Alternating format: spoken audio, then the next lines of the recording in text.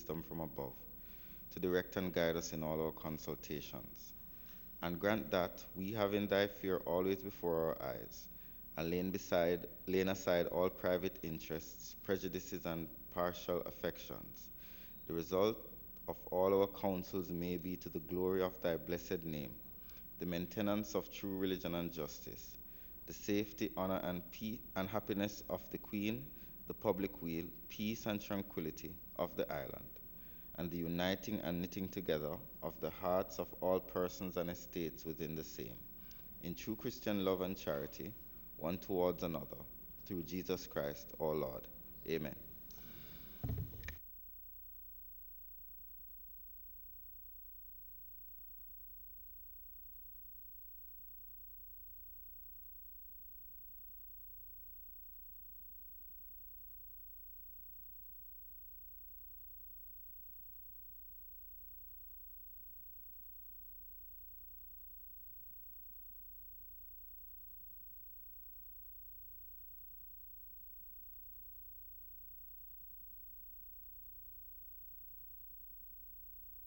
So before we begin, I just wish to thank all the members for answering the obligation this morning. I know that it's perhaps the first time in some time that the Senate is meeting in August, but obviously there is work to be done. And also, in my absence for the last two meetings, we should just place on record my gratitude to Senator Auburn Hill, who stood in as president. And I did watch the tapes, and I realized that he did the best that he could. Mr. President, with your permission, I have to say that we did miss you, although, as you said, your deputies performed quite admirably. You will note, while you were watching the Senate, you will see there was no insurrection, so things did proceed very well. But we are delighted to have you back.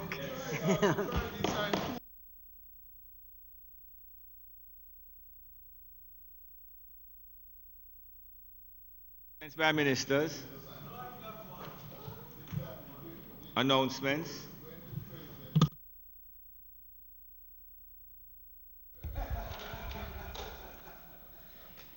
Laid on the table of the Senate today are the following.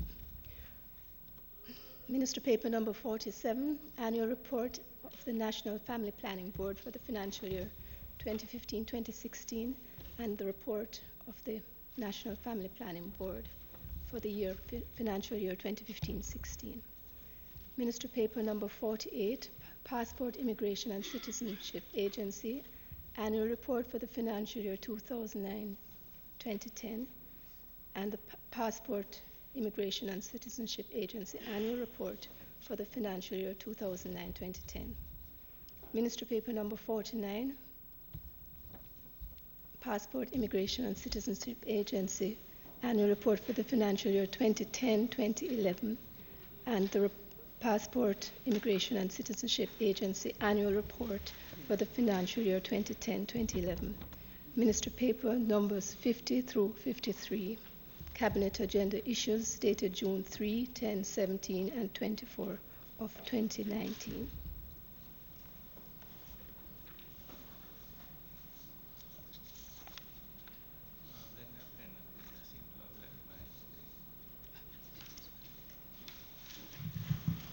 Bills brought from the Honourable House of Representatives.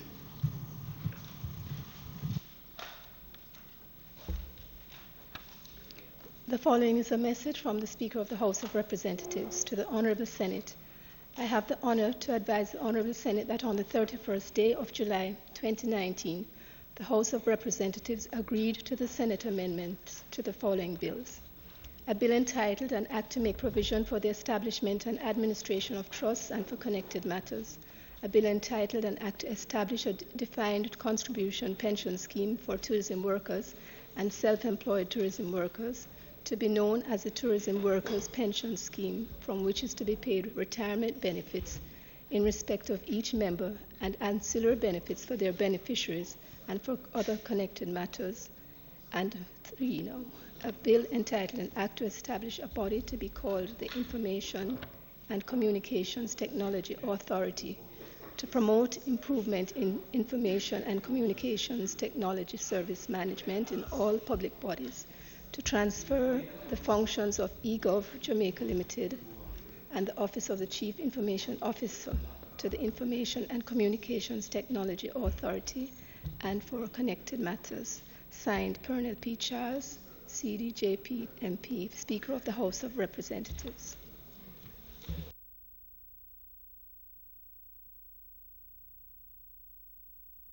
Petitions. Papers, Senator Morris. Reports from committees. Notices of motions given orally. Minister.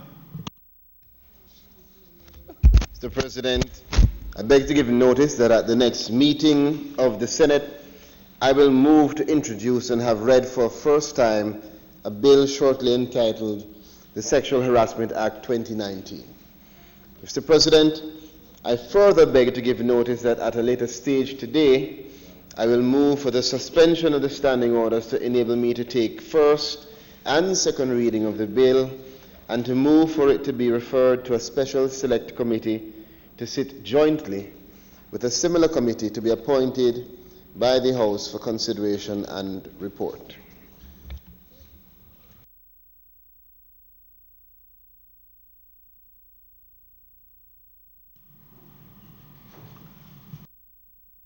Questions and answers to questions.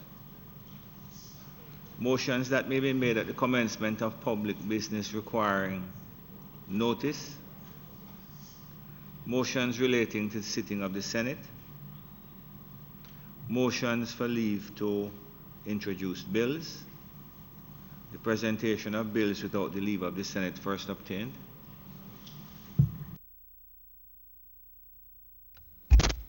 Mr. President, I now move to introduce and have read for first time a bill shortly entitled the Sexual Harassment Act 2019. A bill shortly entitled the Sexual Harassment Act 2019 read a first time. Mr. President, I beg to give notice of a second reading of the bill.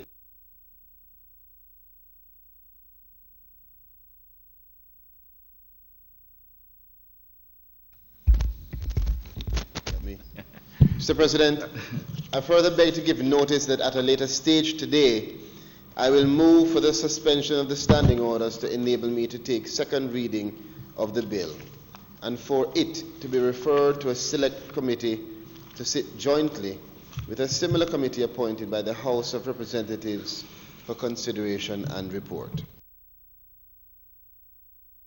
Thank you very much, Minister. And I ought to have craved your indulgence to be addressing you from a seat that is not my own.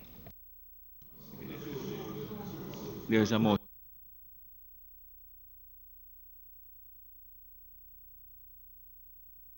So public business. Public business, Minister.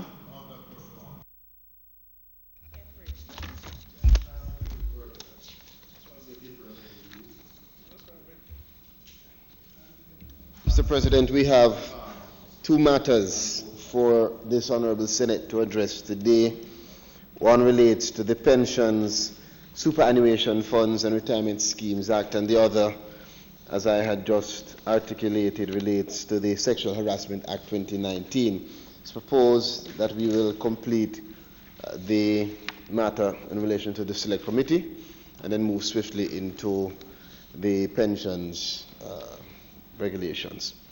So, Senators, Mr. President, it is our wish for the bill to be examined by a joint select committee of both houses of Parliament, but before it can be referred to this committee, it must be read a second time. So I now move again for the bill to be read a second time. A bill entitled An Act to Make Provision for the Prevention of Sexual Harassment and for Connected Matters read a second time.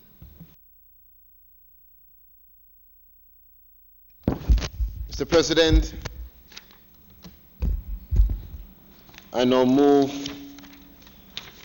be it resolved that this Honourable Senate appoint a special select committee comprising the following members: Senator Cavan Gale, CD, Senator Dr. Sophia Longmore, Senator Carencia Morrison, Senator Donna Scott Motley, Senator Sophia Fraser Binns, to sit jointly with a similar committee appointed by the House of Representatives to consider and report on the bill shortly entitled the Sexual Harassment Act 2019.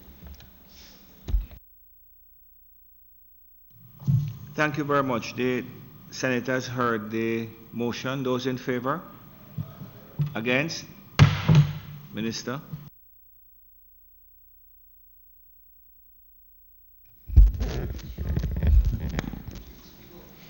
Mr. President,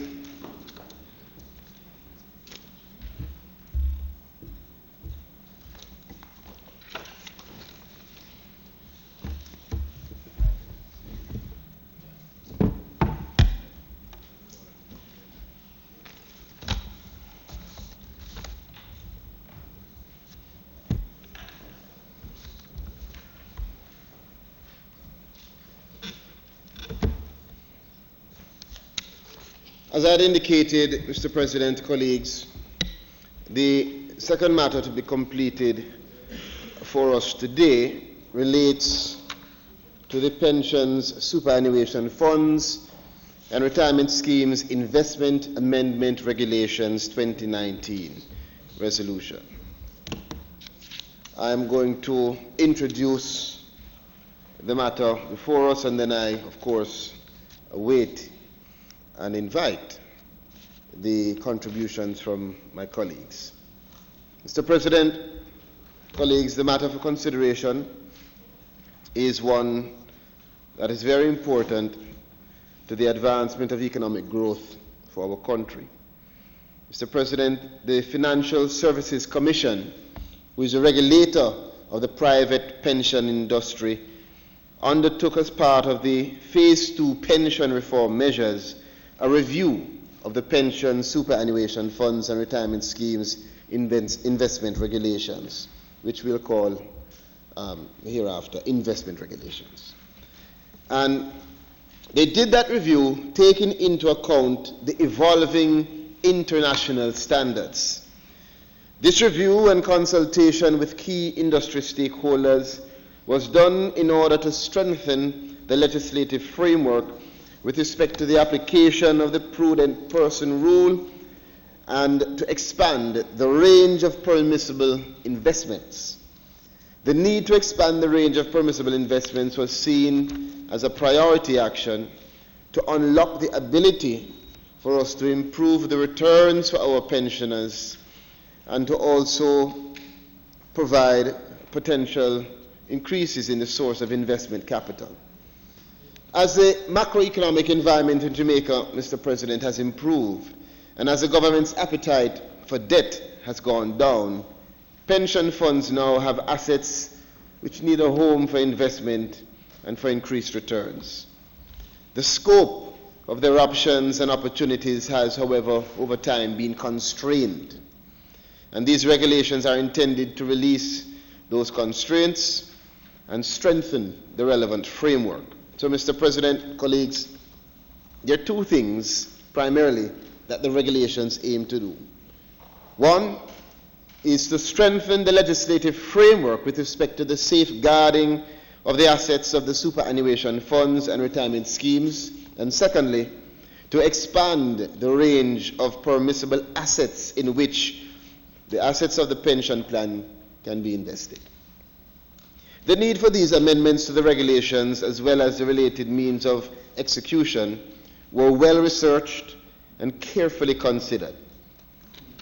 The Financial Services Commission was supported by the Caribbean Regional Technical Assistance Center, CARTAC, and underwent capacity building to support the approach that is now being proposed. A pension industry stress testing exercise was also undertaken which covered the top 20 pension plans by assets. The results showed that the aggregate funding ratio for all of these plans remained above 120% under a variety of stress scenarios, assuming that the proposed changes in the quantitative investment limits were implemented. The increased quantitative limits also provided for in the regulations before us today reflect the results of the stress testing exercise and the additional discussions with the Ministry of Finance and Public Service and other policymakers and advisors during a financial sector assessment program exercise. So a lot has gone into the action that is being taken today to ensure that it is the right action. The main proposals contained in the amendment to the investment regulations, and we'll go through. Paragraph 2, as you may have it before you, contains the amendments to Regulation 2, which includes the definition of several important terms, repurchase agreement, type 2 pooled fund, and others. Paragraph 3 seeks to amend Regulation 3, and Regulation 3 currently requires trustees and investment managers to prudently invest and manage the assets of any pension plan under their management in a way that is consistent with the pension plan's statement of investment policies and principles. This paragraph proposes to amend Regulation 3 also to require that the trustees and the investment managers ensure that they invest in a manner that is consistent with the constitutive documents of the pension plan where applicable. Mr. President, this will strengthen the protection of the interests of the participants in the pension plans by heightening the responsibilities of the trustees and investment managers with respect to the investment decisions pertaining particular pension plans. As pension funds differ in the constitution of their members, we know that this is critical. Some have members that have all retired, some have no retirees at all, and so the constitution document has to be arranged and abided by. Paragraph 5, colleagues, seeks to amend Regulation 8 to ensure that when the statement of investment policies and principles are prepared, they are done not only in accordance with the constitutive documents, but also that they comply with the provisions of the acts and these regulations. The provision also stipulates that the statement should include the scope of the discretion, if there is any, which the trustees and investment managers have in investing the assets of the fund or the scheme. Paragraph 6 amends the Regulation 10, and it does so by including additional information which the statement of investment policies and principles needs to contain, such as statements of the management and control of the risk at both the portfolio and the individual level, such as the extent to which the social and the environment or the governance considerations are taken into account, and also the asset liability management strategy for the policy. This is consistent also with international best practice, and that is critical. Paragraph 7, colleagues, amends Regulation 16 by increasing the general consideration limits imposed on certain investments or loans from 5% to 10%. And this is consistent with other jurisdictions such as Canada, and also allows for the responsiveness to the changes in the regulated environment over time and for the tailoring of limits to the specific circumstances of individual plans on a risk basis. The amendment also seeks to clarify that investments made by Type 1 pooled funds are also subject to the concentration limits of this regulation. Paragraph 8 amends Regulation 17, colleagues, Mr. President, by including in the exclusions from the general concentration limits imposed by Regulation 16 certain classes of investments in real property and company and annuities. Paragraph 13 amends Regulation 23 by expanding the corporate obligations that the assets of a fund or scheme may be invested in. Investments will be allowed in obligations other than commercial paper or promissory notes issued by a solvent public company. They'll be allowed in commercial paper or other promissory notes guaranteed by institutions licensed under the Banking Services, Insurance, or Securities Act. And, Mr. President, it should be noted that there is a 5% limit on the investments in obligations which are unsecured, not traded on a recognized stock exchange, or those which have a credit rating below an investment grade. The policy, Mr. President, the policy aim is to broaden the investment opportunities for pension plans, to equalize the treatment of the debt and equity securities of a given entity. And over time, we've had an anomaly in Jamaica, Mr. President, for a long time, where pension funds can invest in stocks through the Jamaica Stock Exchange, but equity in the capital structure of an organization, we know, is the most junior form of security. Debt securities are more senior and have much more of a claim on the assets of a company whenever something goes wrong, if there's a downside scenario. Yet, we have allowed our pension funds to invest in equity and not in debt of publicly listed companies. So this amendment to the regulation really treats with, gets rid of that anomaly and equalizes the treatment for listed companies. It also incentivizes greater transparency and price discovery in debt markets. As a safeguard, however, where the debt is neither traded on a recognized stock exchange nor has a certain investment grade, Mr. President, rating fund, or a scheme is not permitted to invest more than 5% of its aggregate in that regard. Mr. President, this amendment is crucial, and it is one which we have to understand. It's an amendment that will introduce more competition in the market for debt. Companies which are seeking to borrow funds for expansion will now not only be confined to the banking market, but they will have a great opportunity, colleagues, to access the capital market. Because pension funds which were previously restructured from participating in that market will now, Senator Gale, be able to participate with a much greater degree of flexibility. Moving on to paragraph 15, Mr. President. Paragraph 15 amends the regulations by inserting a new regulation, 24A. And regulation 24A will permit pension plans to invest both equity and debt securities in a private company established under the laws of Jamaica, or other specialized investment vehicle established under the laws of Jamaica, whose shares or ownership interests are not publicly traded on a recognized stock exchange up to 5%. The regulation also prohibits investment in foreign private companies. Mr. President, this amendment sets to usher in a new day in Jamaica pension funds. Once this is passed, we will see for the first time that we're able to invest in private equity and venture capital, which will allow our young entrepreneurs to have access to a stream of investment that they did not have access to before.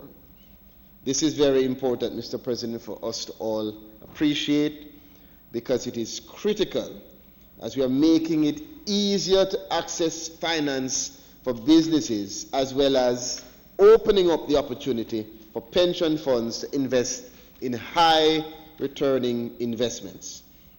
However, there's always need for this judicious balance, Mr. President, and so to ensure that prudent decisions are made, there is a limit, and that limit is not more than 5% of the assets in a pension fund. Mr. President, Paragraph 17 replaces Regulation 26, and the new Regulation 26 stipulates that private companies established for the sole purpose of holding real estate assets of pension plans will be exempted from the 30% cap on voting shares, the threshold limit stipulated by this regulation.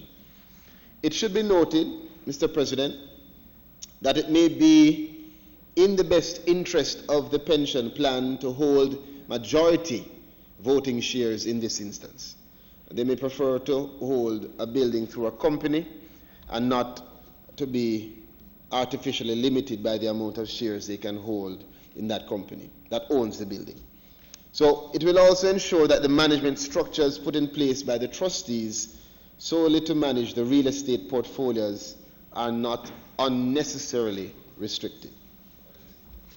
Moving to paragraph 22, colleagues, you will see that it inserts a new regulation 30A which permits pension plans to invest in annuities. Paragraph 25 deletes the current regulation 33 and replaces it with two separate provisions, which is a new regulation 33 which addresses leases and the regulation 33A which addresses other investments. Mr. President, this decoupling allows for an increase of the investment concentration limit for secured collateralized leases from 5% to 10%. In relation to any other investments, the limits will remain at not exceeding 5%. Mr. President, again, more competition in the market for leases. Leases, we know, serve as a primary form of financing for a lot of companies that have equipment, and this now allows for pension funds to enter that market to a greater degree than they have before. Paragraph 26. Paragraph 26, Mr. President, amends Regulation 35. Regulation 35, which stipulates the prohibited investments and transactions. The amendment removes the restriction on investments in unsecured loans, which are expressly permitted by the regulations. It also stipulates that the assets of pension plans should not be invested in the speculative investments unless such investments are permitted under the regulations and where those investments are within the risk appetite of the fund or the scheme and its investment policy and strategy. I'll have to look. It is expected, colleagues, Mr. President, that the trustees, in permitting unsecured investments in a fund or scheme portfolio, will have in place appropriate due diligence processes for executing their fiduciary duties. Mr. President, I at this time invite my colleagues to make their contribution prior to closing.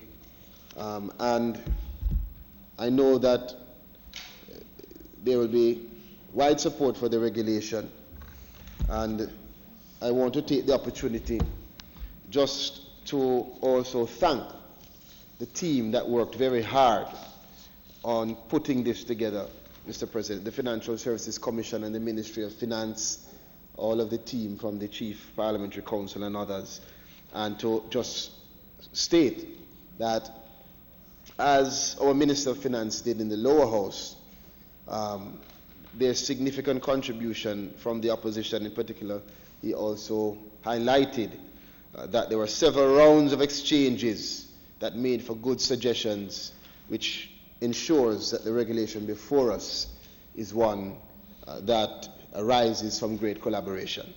I invite my colleagues to speak.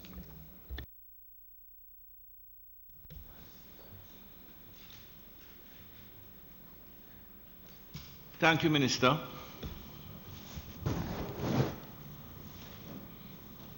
Mr. Marshall, help me. Mr. President. Thank you very much, Senator Brown.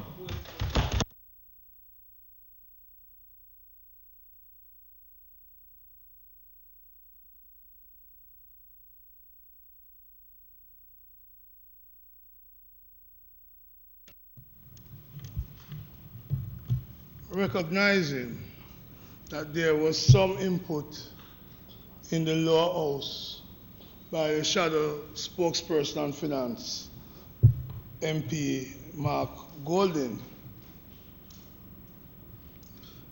And those suggestions apparently found its way into the current regulations. That's good. But it would be better, in my view, if the consultation moved beyond parties and beyond members of the House to the trustee, the worker trustees in these schemes, to the broad group of pensioners, because this regulation is a fundamental departure from what was there before. We are not going to be negative about it, but it is going to affect significant members of the society who are the productive sector, because it is the workers and the people in pension who often contribute most to the productive and the production of our country. So I'd have preferred, Senator Charles, if the discussion was wider, given the implications of these regulations. And I also wish to ask you very early whether or not there's a definition of speculative schemes, because that's important, because we're saying people shouldn't get into speculative schemes, but they don't know what is a speculative scheme if there is no definition of it. It's going to be left up to everybody to decide. Mr. President, I hear the promise of $30 to $50 billion being released and available for investment under these regulations. But I've come to learn that while we can't amend these regulations here, I've come to learn also that I shouldn't jump to promises too quickly.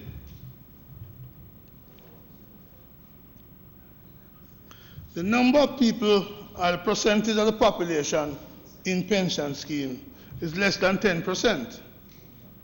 Less than 10%.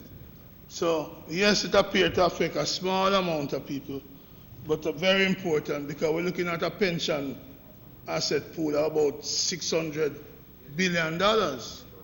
So, it's important that we treat this resolution with all seriousness. And this is why I want to thank you personally, Minister Charles, for facilitating the debate on the regulation.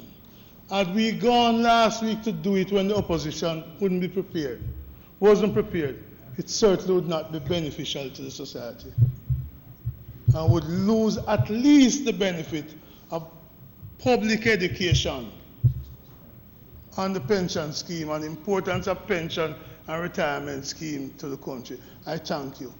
I am happy that we didn't go for the 1 hour discussion on Wednesday, because how could we discuss such an important issue in a rush hour on Wednesday? So I want to thank you very much for facilitating this debate. Mr. President, too few Jamaicans are in pension schemes. Too few. The tourism pension thing worked on by the previous administration and this administration will be the largest pension scheme in the country, surpassing even the NIS, which is supposed to be mandatory. But notwithstanding that, too few people are in pension scheme. And the country is going to suffer in the end because more people are not in pension and retirement schemes. This is why, Mr. President, on the order paper of this Senate, resolution number 3, notice of which was given on the 2nd of December 2016 by me, needs to be debated. It needs to be debated. There can be no good reason why an important resolution like this, except for the fact that I move it, is not being discussed. This is too important to the country's economy. And I'm begging the government to put before the end of the year, don't make it 3 years of sitting on the table. Just move on the 2nd of December 2016. I'm begging the government to debate the resolution which calls for us to encourage savings and pension schemes and retirement schemes. It called for a select committee to be established to propose ways and means to encourage greater participation of the population in pension schemes and retirement. What, Mr. President, could prevent this from being debated here? I won't ascribe any motive, but I'd urge the government side in your caucuses to implore and the leader of government business to bring this resolution quickly to the Senate for debate. It makes sense. It makes sense, and I ask for that. Mr. President, out of such a debate, we might spur other people to become involved in pension. The security guards, 25,000 of them out there. Why are they not in a pension scheme? Why can't we do something for them? Just as Portia Simpson-Miller, as Minister of Labour, ensure an insurance scheme to protect them. It's time for us to look at them, look at the minimum wage workers, and see if we can create up some pool of funds to get a pension scheme for them. If we don't do this, the state is going to have to pick up the tab at the end of the day. Let us be proactive. Let us find ways to do it. As Peter Phillips led the improvement in the economy, let's find some resources out of that, rather than people being greedy to use it for the needy. That's what we need. And so I'm proposing that at the next review of the minimum wage, which affects security guard minimum wage, that the Ministry of Labour creatively seek to introduce a pension scheme for the lowest level of workers in the country. Let's think about it. Newland and others in the 60s were able to come up with the NIS. 50 odd years of NIS, time to review it. Time to see the weaknesses and how we can rebrand and reposition it from the current deficit situation to a creative thing which takes care of the vulnerable in our society. Michael Manley did it with the creative thinking out of the box for the National Housing Trust. In Senator Williams, some of the guards now are paying 3% for housing trust more than an ordinary worker because employers have sought to use the contract label and to say they are not workers. So they are paying more to the NHC than they should be paying. That is those who are paying. We can find a way to pull some of those funds that they are overpaying into a pension arrangement to protect them. So we're talking about how we can improve a pension situation for the vulnerable in this society. And I make that proposal for the Ministry of Labour to look at. Because if they don't, when my side come back, I'll be insisting that they do so.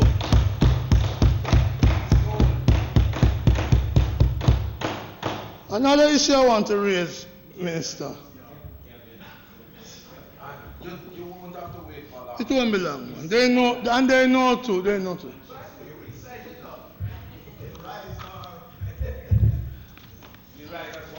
Mr. President, it's important that this discussion and the issue I raise about the vulnerable, that it takes place against a certain background.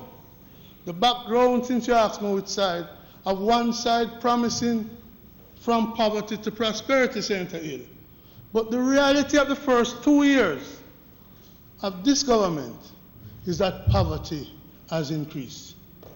Let me say it again. The reality is that of this government, the first 2 years, poverty have increased.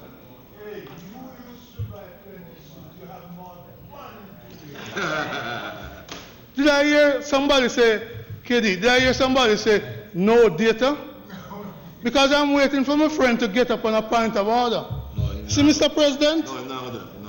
Tabled in this Senate this morning. Tabled in this Senate this morning is Ministry Paper 51 of 2019. Cabinet Agenda issues 10th June 2019. Under the signature of the Most Honourable Prime Minister. This is what it said in part. Analysts of the 2017 poverty rate. Cabinet considered a report from the Ministry of Finance and the Public Service on poverty rates for 2017, calculated from the Jamaica Survey of Living Condition, JSLC data. So coming from the data, Senator Hill. We read on this side, you know. The reporting, this is what Cabinet is saying to the House. The report informed that in 2017, the economy grew by 1% and registered an increase in the number of people employed by 26,200 by July 2017. You accept that part, don't you? And then it continued. You accept that part? But, despite the positive outturn, the overall poverty rate increased by 2.2 percentage points to 19.3 compared to 17.1% recorded in 2016. You accept part for the paragraph, you know?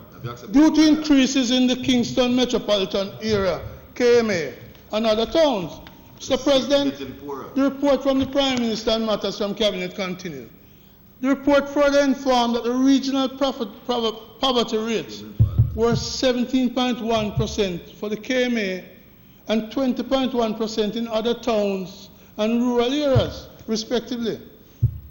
The overall increase in poverty reflected regional increases of 5.2 percentage points in the KMA and 4.1 percentage points in other towns. And conversely, the poverty rate recorded for rural areas was similar to the rate recorded in the previous year, that is 20.1% in 2017 compared to 20.5% in 2016. And this is what the Prime Minister continued to say in his report to the House. The report also informed that the KMA, after recording declines for 4 consecutive years, 4 consecutive years from 2017, we'll take it to 2013. We were there then. So it was reducing then, but it continues. As a change guy.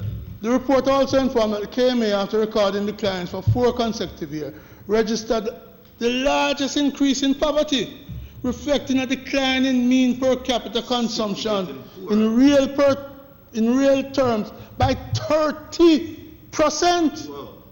And an increase in poverty was recorded for other towns for the second consecutive year, No prosperity in the city, man. which worsened the standard of living in that region.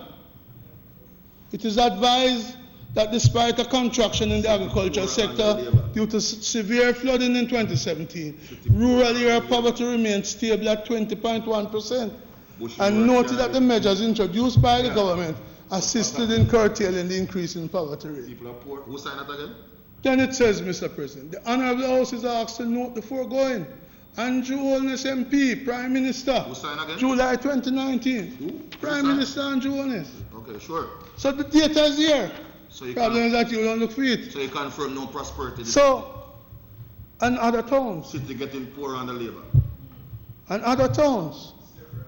So the government were debating this pension issue and the background of poverty increasing instead of prosperity for the people.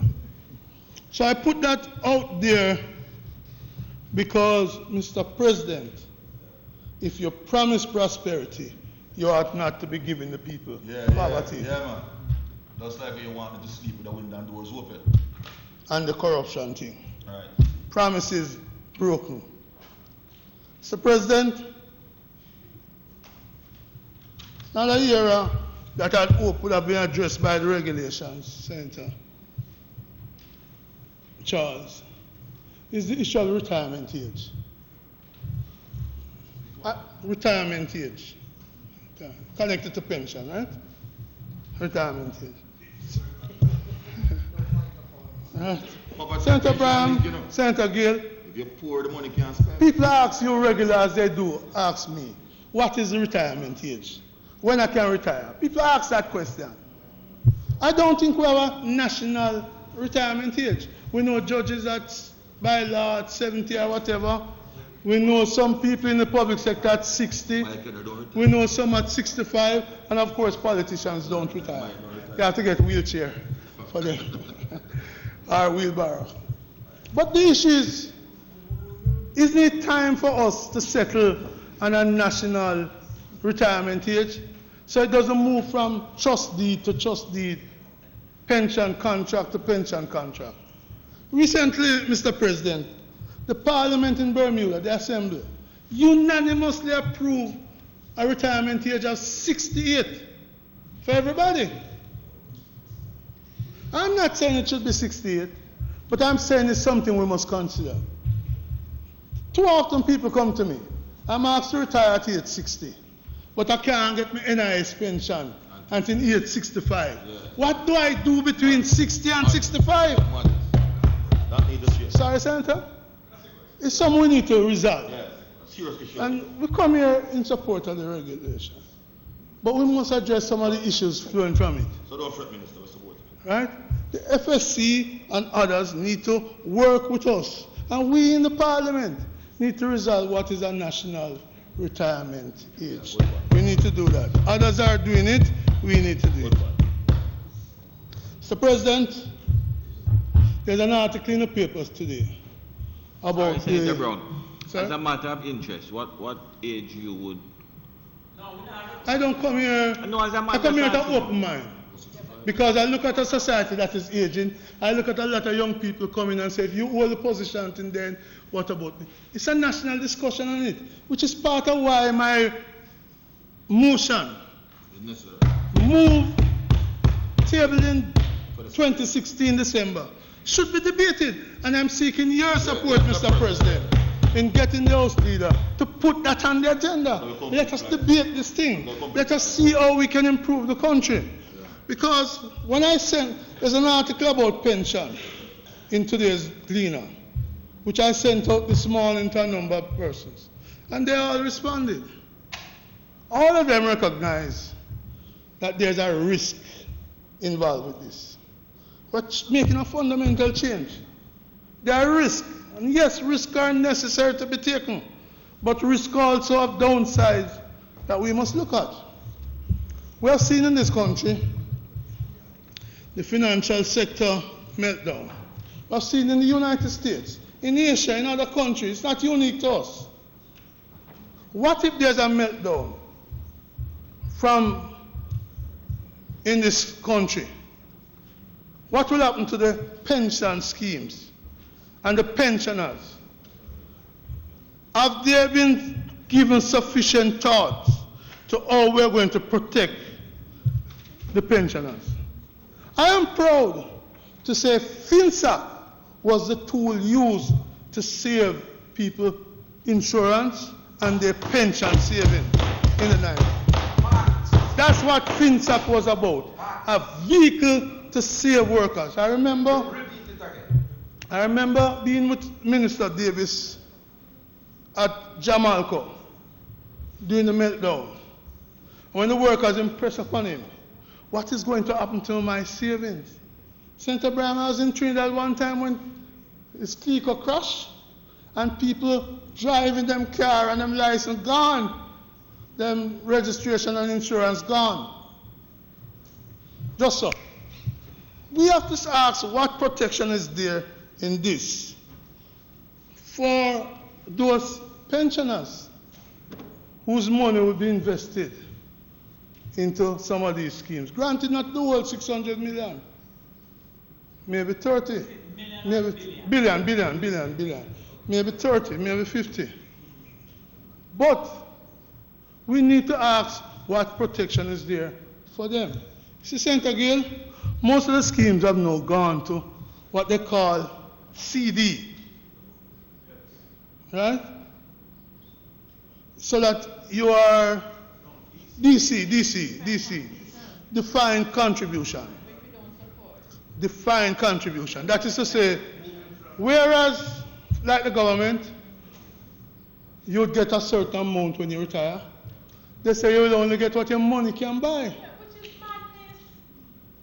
Which is what your money can buy. Whereas, so, if these schemes were a defined benefit scheme, it would mean that the employers who sponsor these schemes would have to put the money in and take the risk. And they would probably oppose what is happening now as they did in the past. So, now that most of the schemes are defined contribution, DC schemes, the risk pass Senator Gill to the members of the BITU, the UAW, the NW, UKIS, Civil Service Association, to the people who we represent as workers. So, the issue is, what protection are there in the regulation? I heard the minister's speech in Parliament during the budget, but I still don't feel the consultation with the unions and with others as we rush to open the sesame without me seeing the protection. Let me give you an example, Minister. Clause 36A, the last one on the page, on the thing, says essentially that upon a person ceasing to be an investment manager of a fund or scheme, that person shall provide the trustees of that fund or scheme with the investment records kept on behalf of the trustees in relation to the fund. What if they don't do it? What if the investment manager don't do it? What happens? What happens if they vex that we have salary issues? What if they vex and it doesn't pass it over? You go to court and a long drawn out thing. I mean, take Marilyn Hamilton versus UJI. She got fired in 2006 and her case is still going through the system today. Or take what I saw in the Contractor General first report, in the Integrity Commission first report. They're waiting a decision on a judicial review point since 2013, 6 years ago. How can that be? How can that be? You're waiting judgment 6 years because it's not my union, it's big people business. So the silence may be beneficial to those who challenge. I don't know. But it doesn't look right for it to take 6 years. So in respect to 36A, that is a new clause to go into the regulation. What penalty flows from it? A failure to do it. So I'm talking about protection for those who have to take risks. Protection for the workers. So we agree with the regulations generally, but it can be better. It can be. President, another area that this hasn't touched really, having to do with surplus. I'd go both ways. Surplus may diminish, or the surplus may increase from the risk taken. What has been happening in the country, President, is a lot of people coming out of pension schemes. Wholesale redundancy. There's a company, for example, that had about 4,000 employees, now down to 500 or thereabout, or even less. That's a lot of pension money built up over years. Take another one we saw the court pronounce on recently, Alcon, where the sponsors want a bag of the money and the court is saying, no, let the workers get a bag. But I'd love to hear those who are regulating our pension address that issue of surplus. Yes. especially against the background of that case, Jamaica case, which went all the way to the Privy Council. That's a long time. Joy has died. Joy Charlton, you know her. She led that fight all the way to the Privy Council to protect the pensioners. It's time that those who are dealing with this address the issue of surplus. How surplus must be decided. Because the workers get shafted too often. Right? There are many. I could go, people come to me. St. Thomas, Spanish Town Road. What do we do? Given the good work that the leaders of the trade union movements have carried out to put in pension scheme, no employers are backing out from them. And looking to gobble up the surplus. We must protect the workers. And Senator Gill, in this, you and I have a duty. We must encourage the workers, especially those who have been made redundant, to leave some of the money in the pension scheme. I need applause for that. I need applause for that. I need the workers of this country to know that taking all the money, just leave the surplus to the employer. All the contribution of the employer just stay there, and then they find a way to take it out. Whereas, and sadly enough, I've seen workers who redundant many years ago come to me and say, what about pension now? Because I'm reached 60 odd now. And I say, did you leave your money there? No. So you and I, Senator Gale, and the rest of us in the movement, we'll have to educate workers that it is important that you leave a little piece in the pension fund. So when time comes, you can get something. But the truth be told, I had a discussion, Senator Skeffrey, with my wife one day this week. She said to me, a good friend of ours now finds herself in a position where she has to be buying quarter of the medication president prescribed by the doctor. So instead of taking 2 pills, they're taking half a pill. We are killing them. We are killing them. So we have to find a way to tell the younger generation that a future is coming when they are going to be a little older than they are today. We have to tell them that they are going to be a little older. And it is important, therefore, that they prepare for the future. And all of us in the Senate, all of us in this House, in the Parliament, need to go on a crusade to do that. It benefits the country by the saving. I grew up in the era, President, of penny banks. Don't know if you know that, because you would have put in more than penny. More than put in penny. But penny banks encourage a habit of saving. We have to make our people financially literate. We have to tell them that a house for sale so many years ago at $15,000 will become 1 week's paycheck later on in life. Invest in it. Invest in it. In due course, you will find the mortgage easy. And even so today at some of the rates. But we have to get our people, especially the middle class and the poor, to see investment opportunities in the country. Pension is but one of them. Pension is but one such thing. And which is why, again, I plea, not for partisan sake, to the government side. Let's discuss the pension thing in the interest of Jamaica, to the benefit of Jamaica. Let's put the resolution on the floor and let's just discuss it. So, Mr. President, I want to urge as we look at private pensioners, because in the government, Senator Sinclair, Senator Charles, is going eventually to set up a fund in which they are going to contribute for public sector pension. And that is also a defined contribution scheme. And what we are going to have to ask, because how do we protect the vulnerable? JADEP came about to help ease the medical costs. One of the biggest costs to pensioners now is medical bills. Medical bills.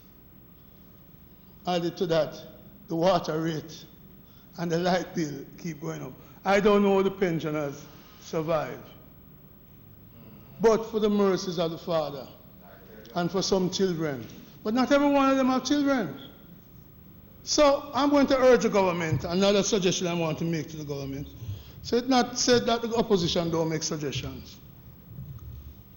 I ask the Ministry of Health and Labour, to look at the impact of the current economic policies and pensioners. So we know we're starting with people over 60. So we're not asking for everybody. I can't tell you. Ask for such a study to be done to see whether or not, as part of so-called free health, we can free up the cost of medication to the elderly. I don't know what the cost is going to be, but let's just discuss it and see, for example, if that worker who worked 20 or 30 years in government or in general, if we can't find a model which says, whether through the National Health Fund, which is already subsidized, don't get me wrong, but we can do better.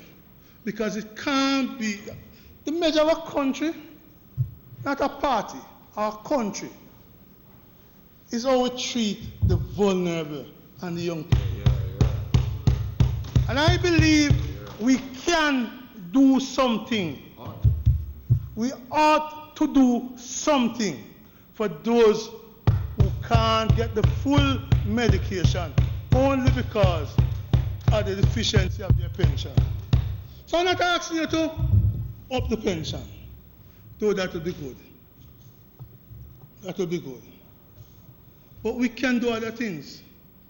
We can do it by subsidy of the health needs. And we, National Health Fund, I know, have a list of everybody, Mr. President, who reach 65.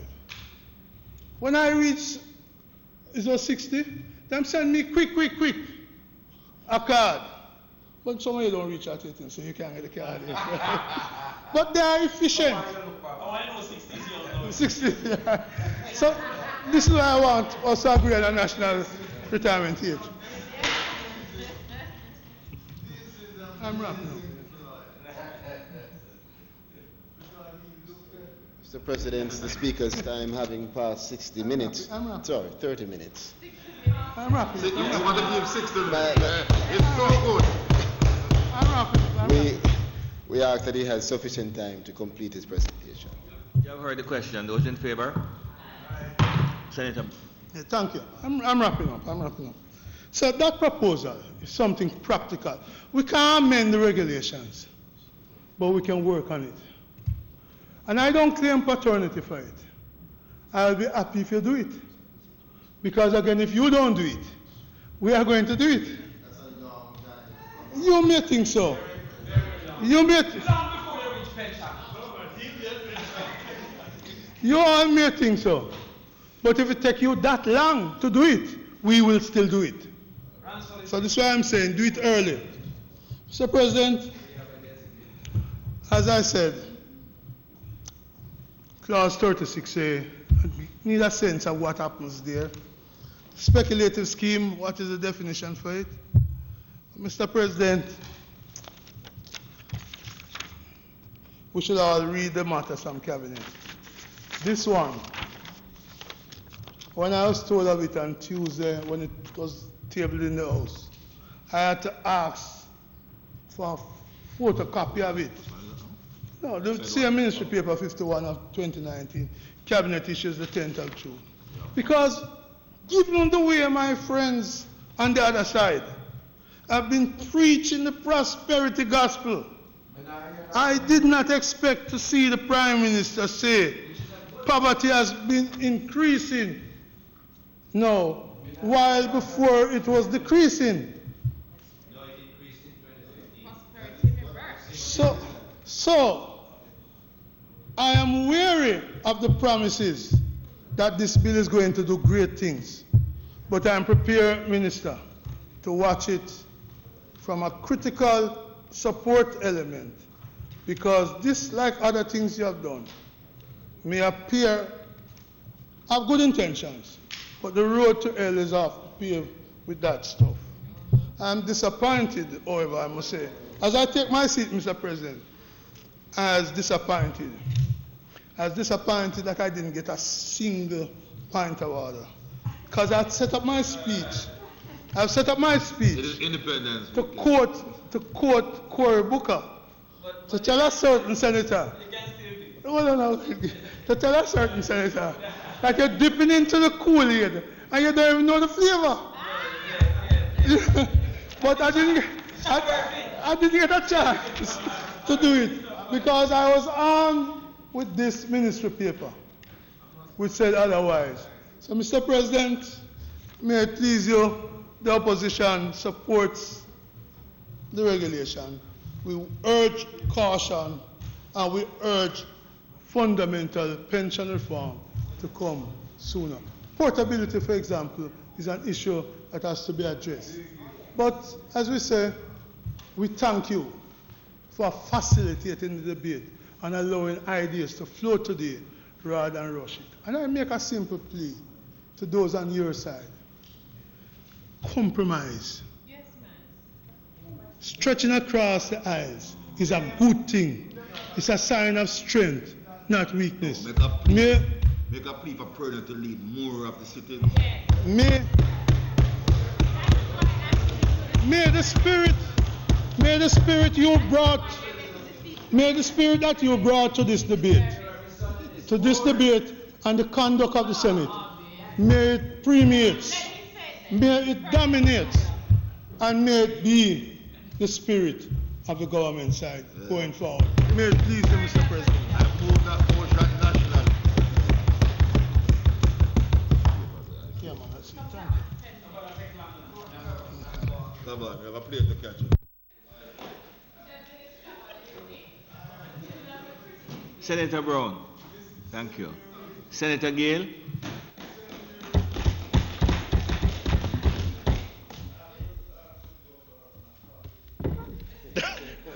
Thank you, Mr. President. You know, it's strange, Mr. President, because Senator Brown got the opportunity to speak for almost 2 hours. And did well. Without a point. Can you imagine that? But the thing about it is that, and it's a good thing, President, when we spoke about the tourism pension, it took nothing for us to find agreement on it. And today, we're speaking incidentally on a regulation. Because if we check the practice, you know, we never normally debate regulations. And regulations can't be amended. But it doesn't stop us, President, from making recommendations as to how we can treat with future regulations and amendments. And pension is so important. It's an issue that I consider it sacrosanct. But it requires attention, and it's something that as a country we don't pay much attention to. So I'm happy today for the opportunity to participate in this debate. Senator Brown raised some very important points. He spoke about the lack of consultation around this particular regulation. I'm advised that there were some consultations. There were consultations involving trustees, fund managers, investment managers. But the consultation must be extended more than that, and not just limited to this aspect of the regulation. Because, President, pension reform is very important. There are some important factors that ensures the success of pension funds. The ability to entertain and to have sound, practical investment. But also, there is no pension fund that is going to survive without the ability to increase not only the contributors, but also contributions. So this is treating with the investment part of it. But we have to look at the need to increase contributors to a pension fund. And given the global environment, Mr. President, we are operating in a competitive environment, a very competitive marketplace that is going to require us to amend policies, amend regulations, and amend just the plan rules and the trust deeds. You have situations where trust deeds would have been established and keep operating on the same trust deed over many years while the environment changes. And so that's not good for pension. And it should be part of the pension reform. So, President, this regulation gives the fund managers the room to invest in a wider range of foreign assets and outside of the local market. It provides changes that now allows pension funds to participate in the growth not only of this economy, but also other economies. There are some over 800 pension funds that has a value of almost 600 billion. So that sounds like a whole heap. A lot of pension funds, $600 billion, but a small percentage of the workforce contributing to private pension schemes.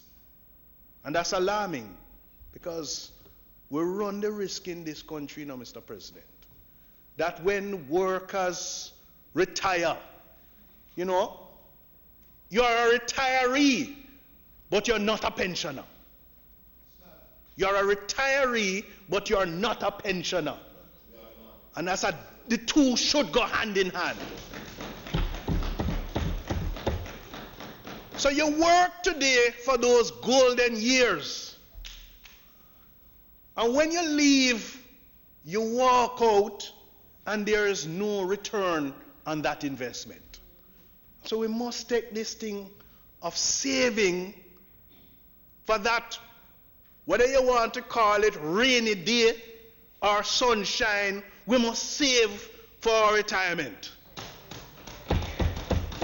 Mr. President, no matter how small it is, as a country, we must develop a culture of savings. Senator Brown spoke about, the cost for someone who has retired. So imagine that day when you leave the workplace. You go home, and in the solace of your home, some might still have mortgage. Yes, you still have a mortgage on the house. Because the NHT Act allows you up to 65 to be able, you leave at 65. And it don't must be an NHT pension either. Sorry? It don't must be an NHT No, mortgage. it don't must be an NHT mortgage. Mortgage. It don't must be an NHT mortgage. There's a question of the fuel charge, the utility bills, the transportation, the food. And what you need most at that age is the question of health provision. Now imagine you never have nothing put on, and you going to have to find that. And forget the days, forget the days, colleagues, when I was growing up, you hear about, boy, I'm a picnic, them will look after me. Your picnic, them need looking after. And picnic, Senator Morris advised me that picnic is not pension. But it's a serious thing. So we must promote this culture of saving for retirement. Now, what this is seeking to do is to strengthen the regulatory framework. And there's always the need for that. Regulatory frameworks have to be strengthened to ensure governance, to ensure that sustainability. But you have to look at the role of the players, the role of the employer, the role of the governing body, the role of the regulators, the role of the advisors, the lawyers, the actuaries, the investment members. Mr. President, let us accept and agree on one thing. No government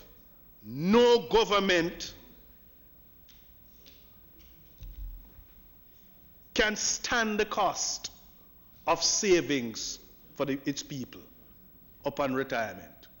But it doesn't mean that we can't put measures in place to protect workers. Senator Brown, you raised the point about the defined contribution as opposed to the defined benefit. Most of the employers now, they are transitioning.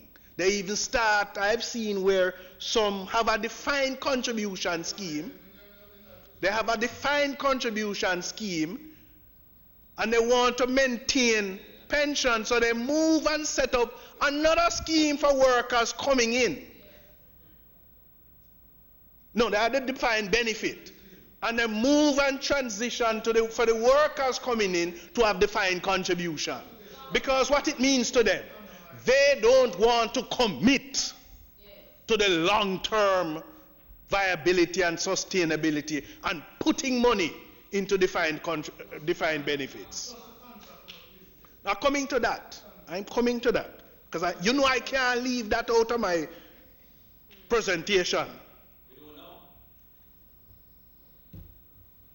Now, it is a good move. It is a good move by the minister to treat with these regulations. It's a good move because the minister recognized that there's the need to change. But the consultation of reform has to take place. The National Insurance Fund that treats with the NIS fund, up to June, it's doing well at 128 billion. Up to June. But there are concerns. There's concern about contributors.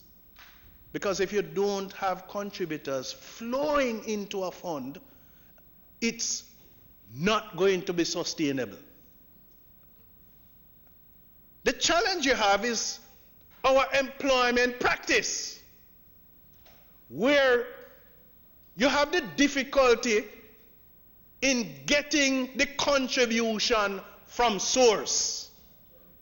Meaning, when you pay the worker, that contribution is going to be automatic in the fund.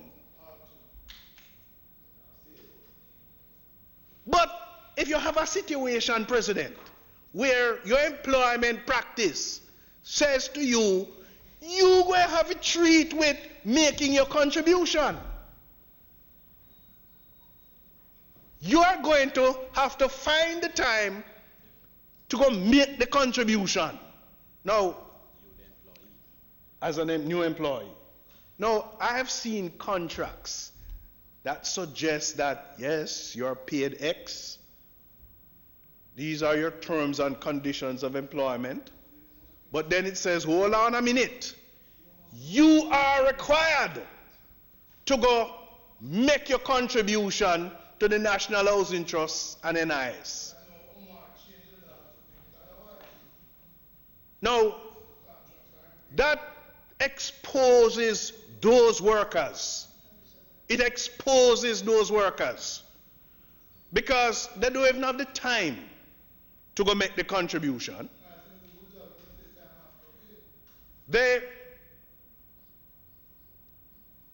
You don't have the ability to even have the matching portion being contributed.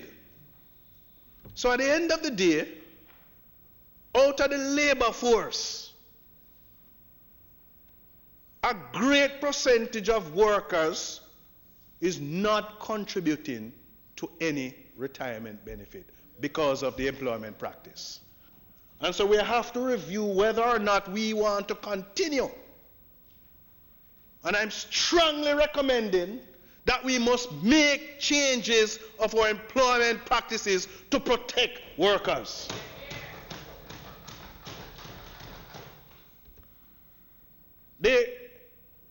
There are some cultures that we have to promote, We have to have a public education, make workers know the need to be part of saving for retirement.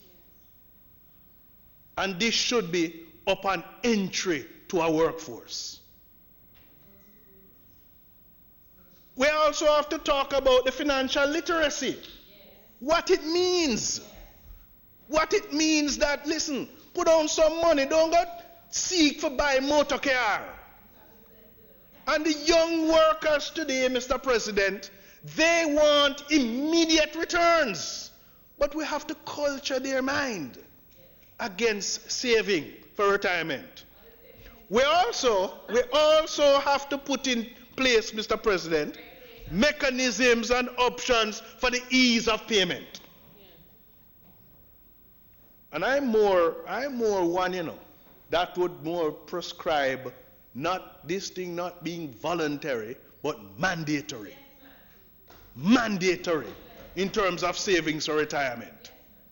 And so if we want to talk about regulations, that is what we must regulate so that workers upon retirement is not a burden to anybody. There's some return that they should get. So we did 2 weeks ago a large section of workers into a formal system, the tourism workers. But we have some other workers. Senator Brown spoke about the security guards. And every security guard, them say to you, why, what is it that you can do for us in this system for savings? So there's a large pool of workers that is going to be dependent on the state. We need to treat with that. But one of the things we can do is that we can organize the informal sector to structure it in such a way that they too can contribute. The taxi men, those in transport service, we can. So what it is calling for is not a situation where there are consultation taking place just among fund managers and actuaries and lawyers and accountants, but include us, like the trade unions, who know what it means when a worker don't have anything. Know when a worker leave and go home, and some of us have to go assist that worker. Now, I share the understanding with you because they come to me too. When I must retire. When I must retire. We need to settle that.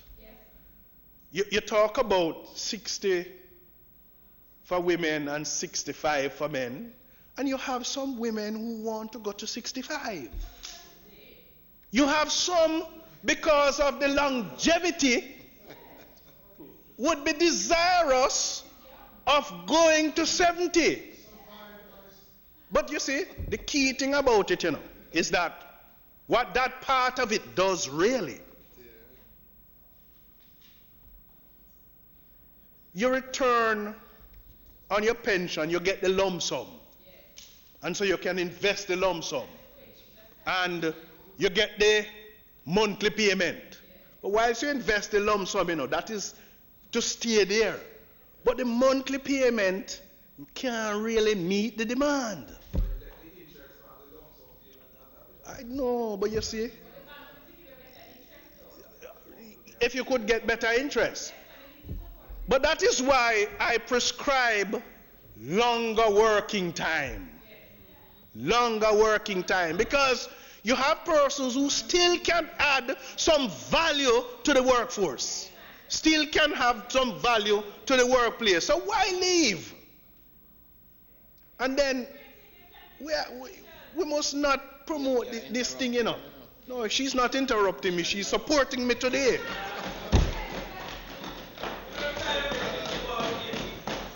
Eh? No.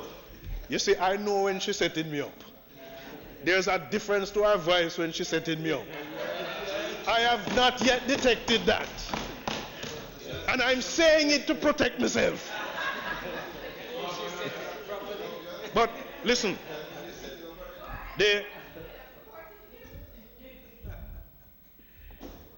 one of the things is that we need to also settle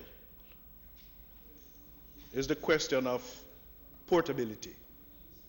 So, for whatever reason, you decide you're part of a pension scheme and you're being terminated from your employment.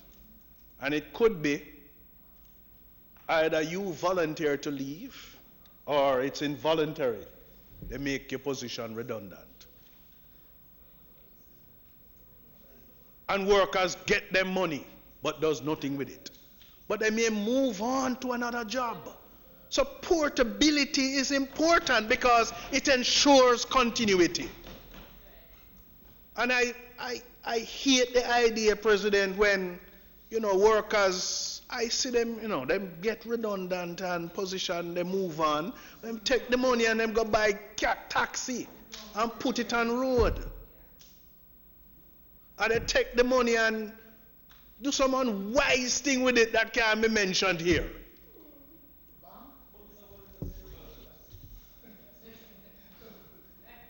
But we must treat with the whole question of portability. I don't know why we're afraid of it.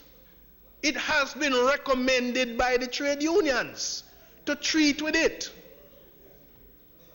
So, Mr. President, whilst today we're treating with a regulation that gives the opportunity for growth and further investment and the run of the role and function of fund managers and investment, there are some other peculiarities with pension that must be treated with and must be treated with immediate haste in a comprehensive mode. And so, Mr. President, I support the intent of these regulations. But I'm also looking forward to other regulations that protect the working class. May it please you, Mr. President.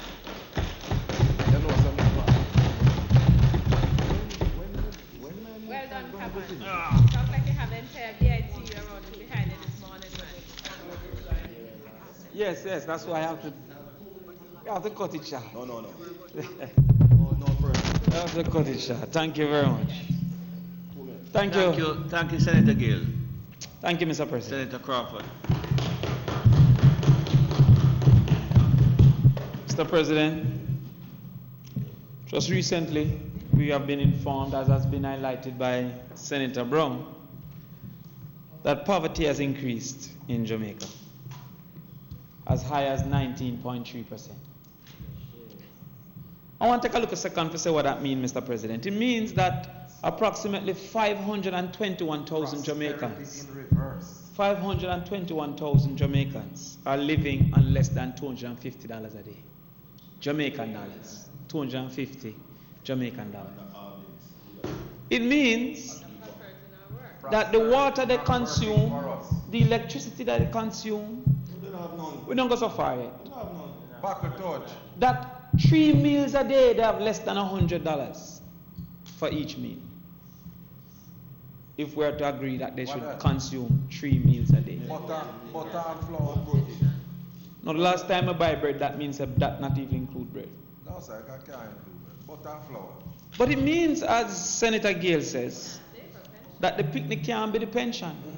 Because the picnic need a pension.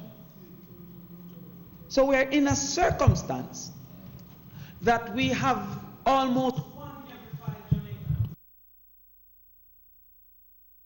1 in every 5 Jamaican living on less than 250 Jamaican dollars a day. Wow, shame. It is no wonder that JPS continue to say people thief in line. It's no wonder Water Commission continue to say they're losing how much water. Non-revenue water. What does that mean? It means that those who are of working age in this 521,000 cannot contribute to a pension. And not only they cannot contribute to a pension, they are currently earning this $200 a day, likely from physical labor. So it means there will become a time that they can provide that physical labor. Anybody who have a construction site, you will see some 60-year-old come up here asking for a job. And if you have kindness in your heart, to give him a day. But by the half day, you see say him can't manage this job. But his only experience is muscle work. And by biological design. That's what everyone's pushing work over there. You know, yeah. But Uncle, understand the context that I'm setting. I hear we're talking about pension. I don't want to talk about pension in itself. I want to talk about the regulation. But I'm going to say something. Have we defined what is the reasonable income based on our history, our culture, our circumstance, or our cost structures for a person in retirement? Because I don't even want to say a person on pension, being only 10% of our people are on pension. Is there a livable income? Have we done a study to say, based on the fact that most Jamaicans, even after 65, have a cost to residency? When I say cost to residence, I mean, I understand mortgage now. I thought mortgage would not have been. But most of us don't reach mortgage or rent. Mm-hmm. And if that cost exists, what should be the pension? Have we looked at the likely ailments? Because we keep saying they need medicine. But what are the ailments and what are the costs of those medicines? To say that then the average Jamaican hypertension, diabetes, arthritis as a cancer now, I raise its head in a way. Where I went to a symposium, mayor, and they said that cancer can lead to a cost of $7 million for that short period of time. Now remember, we said they're living on less than $250 a day. If they're diagnosed with cancer, that's it. Because he has never seen 7 million in all his days. Understand what we're saying? So when I hear we say we're doing all these things, and we're doing a lot of things, the question I have to ask is, who are we doing it for? And that's the question I ask about this regulation. Who is this regulation for? Because when I listen to the minister and I listen to some communication, it sounds like it is to make money available for investments. The regulation don't sound to me as it is for the pensioner. Because when you look at it, we're overstating the benefits to the pensioner and we're underestimating the negatives to the pensioner. So when I say 30 billion become available, that is not to the worker. That is to the borrower, the people who want 30 billion to borrow. From that time, we start to wonder, who is this regulation for? Who is it for? Because the money that they highlight is not that the pensioner will start to earn more upon retirement. They highlight that the business will have money to borrow. And when I look at it, Senator Hill, there was a time, yeah, because I like your attention. But you see, there was a time, as a pensioner, yes, there was a time, Senator Braham, that you were correct, that once a business is established, then employment is almost automatic. There was a time. But no, you know, I have an automatic Folco. I have a Folco that collect the egg, feed the fowl, and remove the litter. If I should, no muscle necessary. You hire somebody to one and teeth a fowl, but at the end of the day, if I expand, well, it's totally automatic. I can expand 3-4 folds and don't hire one more person. There was a time that trickle down was factual because in an effort to make profit, you almost automatically had to make other people benefit. That's not so now. The factory that was built in 1980 hired 100 people, now hiring 2 people. Mechanization and automation. And so, when we check this out, it says in the regulation 5% will be allowed to go into more risky investments. And those more risky investments include like bonds from private sector bonds. And people praise it because they say government not lending as it used to. There was an anomaly within Jamaica where government not borrowing as it used to. Anomaly used to exist in Jamaica that you have low risk, high returns from government. So you just chill out, you know your money sure and get high returns. So that cut out and pension used to benefit from that. So they're saying no, that the pension can't benefit from that, so therefore he should seek greater returns. But you will tell them, Senator Horton, that greater returns come with greater risk. Senator Gale, you know what they define risk as saying? Exposure to danger. That greater risk means a higher level of exposure to negative outcomes. Only the workers will suffer. No, that is the point. But you heard of me? No, but it's a support. If the risk taken, not by the worker, because the worker don't have control. In fact, a lot of time the worker don't have knowledge. The negatives of the risk, the exposure to greater danger, falls only to the man who never take the decision. That's why the role of government is really to protect the pensioner. That at the point that they have a pension, what we are doing now is to set up some companies to have so much debt to pensioners that they're too big to fail. America had to bail out some to bail out the pensioner. FinZac had to bail out some to bail out the pensioner. And some declare bankruptcy and pay only a small part. All right. So therefore, I'm going to look at the next risk now. It says, how is it that they can go into the stock, but they can't go into the bonds? And in this case, the person who have the bonds, he have right of, he have first claim. It means that if the company should become bankrupt, him have first claim on his assets. Now I'm asking, because I don't know for sure, I've been researching, I couldn't find it. If a company goes into the private bond market, star economist, his assets, can they still be used as collateral for a loan from the bank? Because if his assets can be used for collateral for a loan from the bank, then the bank actually have first claim on that asset. Because the bank owns that asset as collateral. So if I, as a company, issue private bonds, then it means that me can free up my building. Yeah. Having freed up my building, I then go to the bank and offer the building as collateral. When me go bankrupt, God forbid, knock on wood, the pension don't have first claim now. No. It is the bank. Yeah.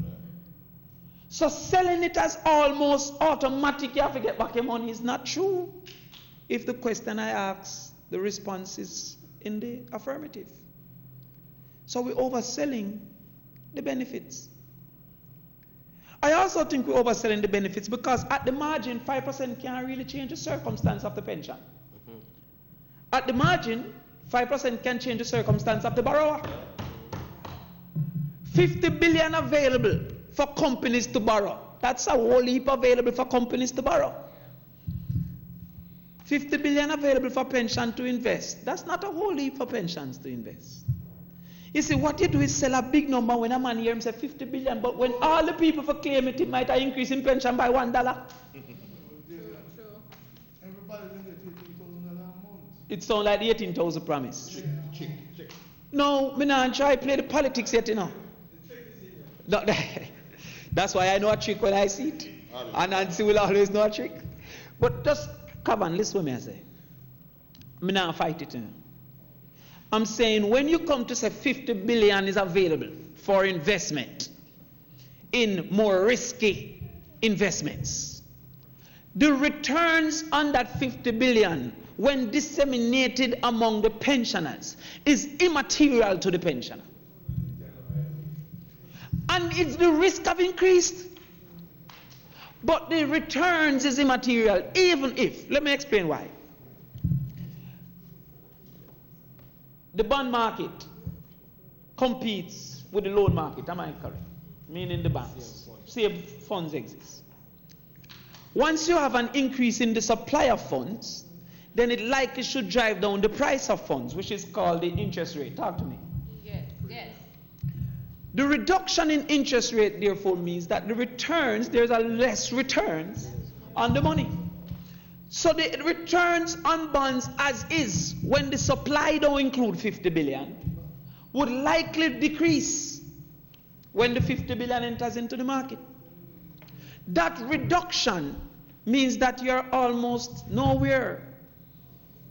So what's the return? So when I ask Senator Gale, because you spoke to pension, you know, we're all in support.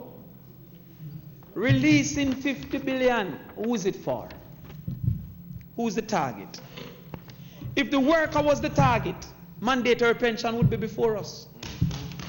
Serious thing. But the worker is not the target. If the worker was the target, the defined benefit would be before us. In fact, we'd have been making it illegal to switch from defined benefit to defined contribution if the worker was the target. Who are we doing this for? Because I can only judge if it is good when we know for whom. Because it's good for the business. But I don't see the great contribution to the pensioner. So the discussion we're having now is really, does the economy need 50 billion to be freed to investors? And we might say yes. But don't disguise it as if the pension need 50 billion to take more risk. The role of government is to protect the money of the pensioner. Sometimes I come with us and make PSN say it was so impressive. I like when she's impressed. Like she never look at it that way. I like it. What I'm saying is this.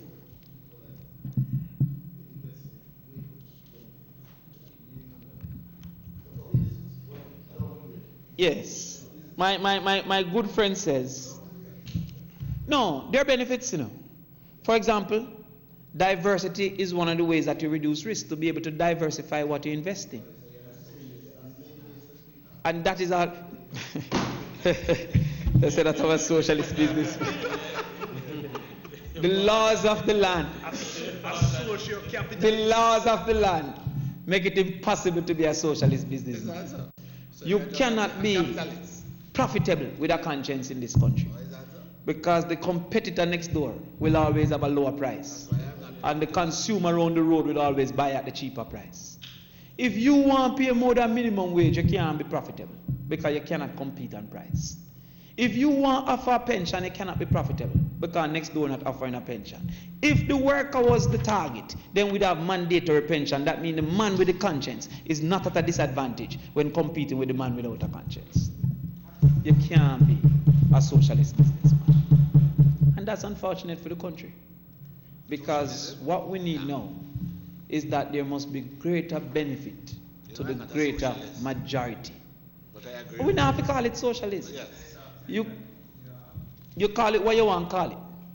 But what we want now, what we have now, as Bernie Sanders says, we have socialism for the rich and capitalism for the poor. That's what we have.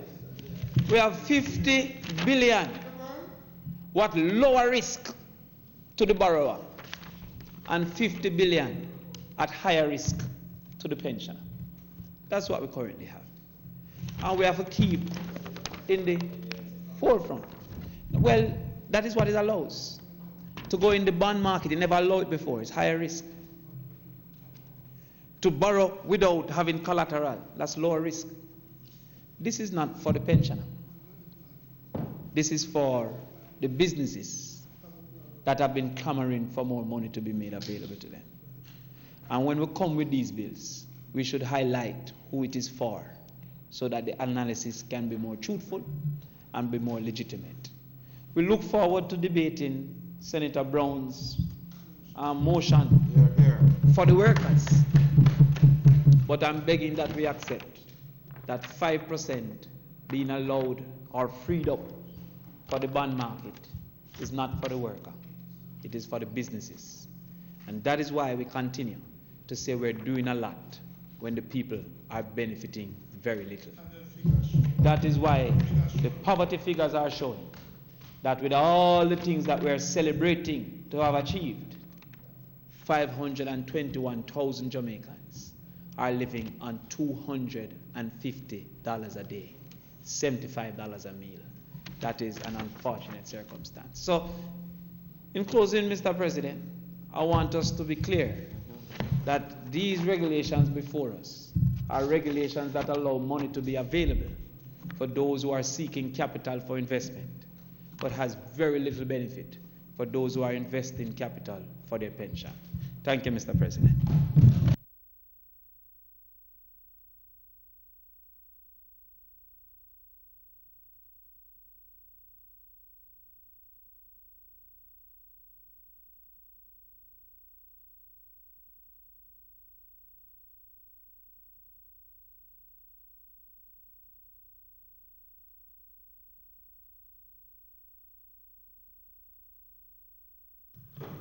Thank you, Senator Crawford. I was waiting to hear whether you are a businessman or a socialist businessman, a capitalist businessman, one with a conscience, one without, but you never went down that road.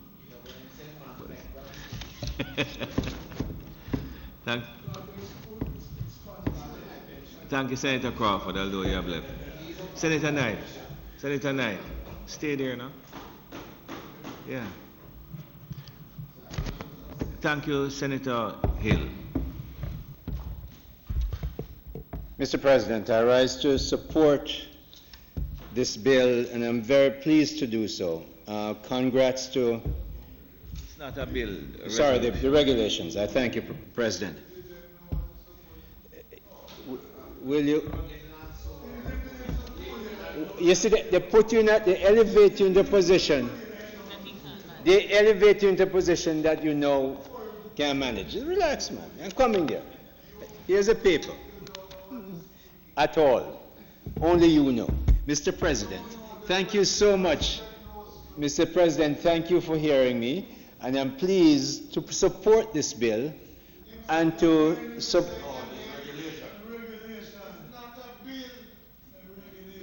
I did say regulation, and he didn't hear. I'm pleased to support the regulation, and I'm so happy, that Minister Clark and the administration has seen it fit to put this bill together, this regulation together, and to put another $25 to $50 billion in the market. I am very pleased to speak after Senator Crawford, because the regulations, the way he presented what he read in the regulation is amazing to me. It is so simply one-sided. He said these regulations are to provide money for investors and nothing for the pensioners. I want to show you how wrong he is. Mr. President, this country has gone through two significant haircuts called JDX and NDX, and for better or worse, they were bipartisan haircuts by the time we finished. In other words, people who held government paper took a significant loss, which was unusual in our history, but still a major loss. People were told, pension funds were told. I was a trustee on a pension fund, one of the biggest ones here, for a very long time. Everybody was told, when you invest in government paper, your money is safe until JDX and NDX wiped out a significant portion of what people held. So Senator Crawford, in saying that, look, this is not to help pensioners, really doesn't quite understand, because what it does do, and I'm pleased for this, but I'm not happy as to how far it has gone, and I'll get to that. It is now allowed at a time when the government of Jamaica has made it clear by agreement and by pronouncements that we are moving in the direction of putting our debt to 60% of our GDP. We're now at 98%, down from 147. That means that the government is getting out of the private sector market, sucking money out, usually to waste it, because government wastes a lot of money, both sides. You're not disturbing me, Senator Brown. You wouldn't do that. You wouldn't do that, Senator Brown. So what the government has said is that we are reducing the amount we borrow, and therefore the pension funds and insurance companies and others have no place really to put the money. So Minister Clark wisely said, hey, I'm going to raise that cap in which you can put unsecured debt to 5%. 5%, it's about, let's say, at the high end, $50 billion. $50 billion is a percentage of 607 or so billion in pension fund, is manageable. Okay? So it's a good percentage to manage and get the market used to investing in places where they never invested before. So for that, I really compliment the government, and it's a very good move. It also is a great move in that investors, young investors, like that capital investor, Senator Crawford, who is now a major businessman, a capital investor. I didn't call him a capitalist yet, I'm getting there.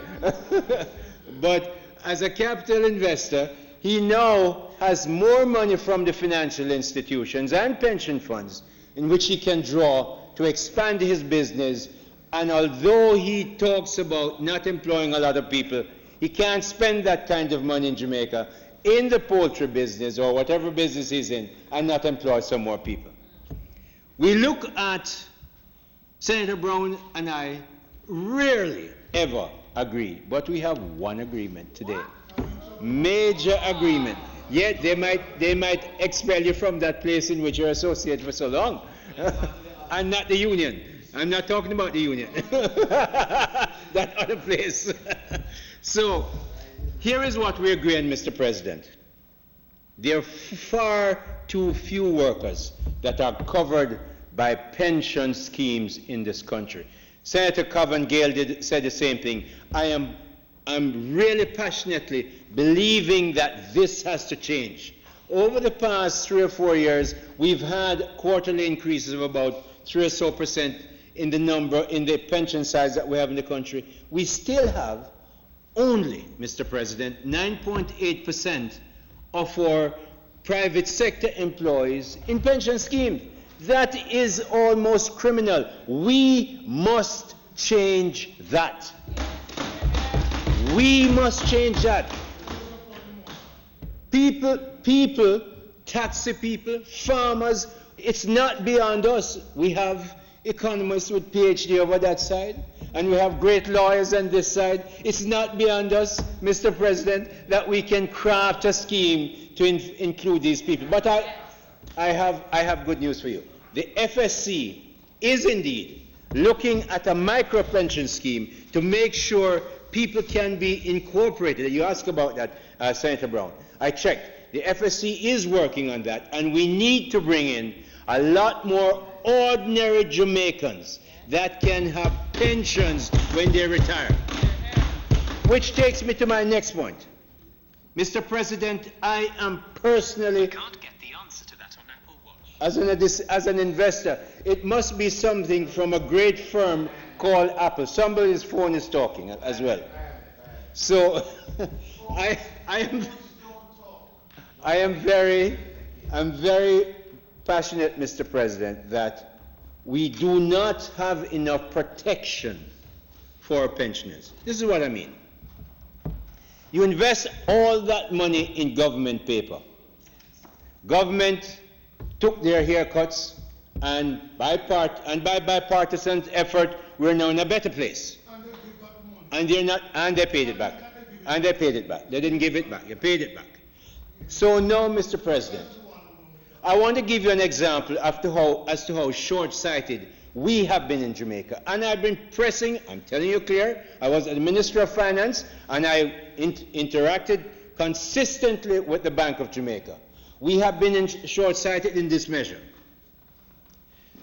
Apple Company, Mr. President, when the tax law was changed recently in the United States, they paid about $38 billion to bring back $256 billion from overseas, back to the United States.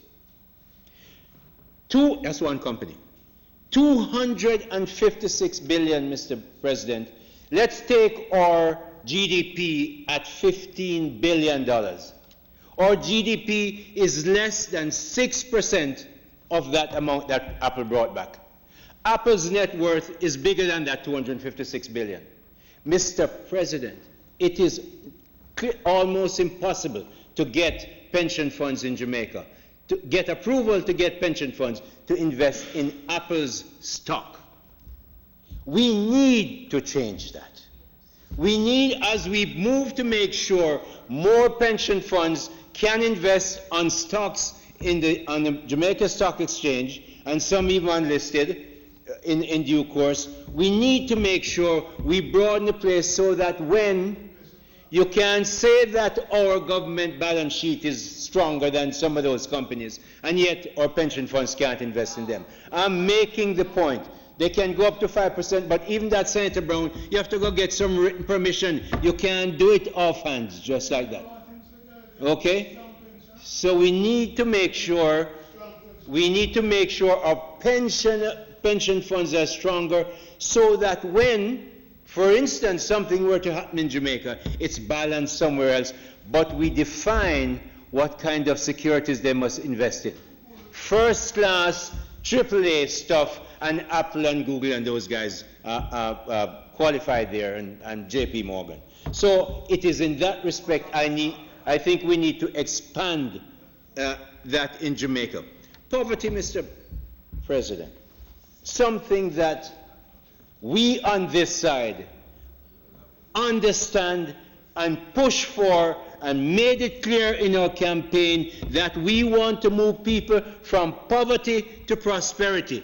And we have moved, we now have the highest employment of people in this country, in the history of this country. We have nothing to be ashamed about. We have nothing to be ashamed about. What wage? They never had wage when they weren't employed under some other side.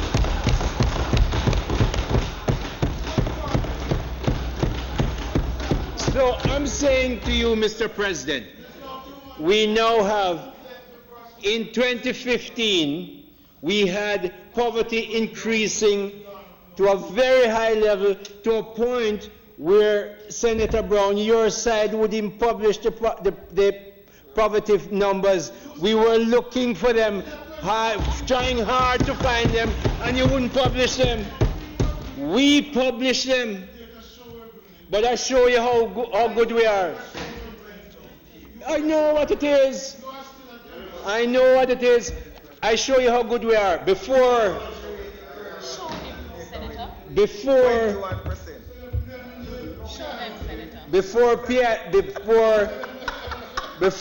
the Minister of Finance, Dr. Clark, got the numbers that you're referring to, you know what he did?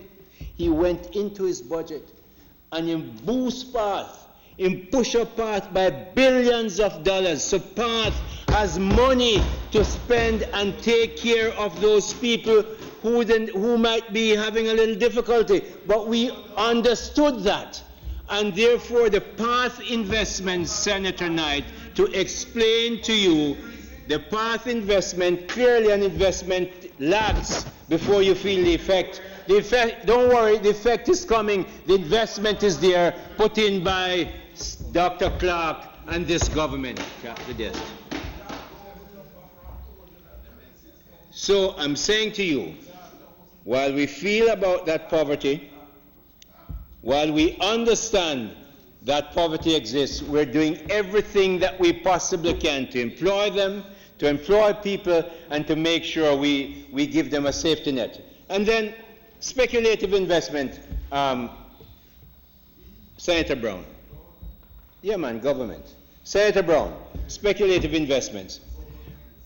It's something that I've had to jostle with intellectually and practically. On a day-to-day, you don't even talk about investments. That's something I know. When I speak on that, you should be quiet. So, speculative investments, only him, man. You know you and I guys are afraid. It's only him. Him take me on. Speculative investments, Senator Brown, as I was saying. The reason why the FSC and the other regulators refrain from defining it is because, frankly, to get a realistic definition is near impossible. What is speculation to you might be a normal investment to me and vice versa. It depends on our risk appetite. To define speculative investment in a situation like this is you're opening up a box that you can't really satisfy. So you're going to have professional trustees who are well-trained, who have fiduciary responsibility that is clear and transparent, and they follow that to make sure that you reduce the speculation. No, it does. It does, because trustees are there. In the final analysis, when we make any law or make any regulation, you're going to have to depend on human beings to execute them. So we must choose them properly, and we must make sure they're accountable transparently. And that's what we're doing. But Mr. President, as I close,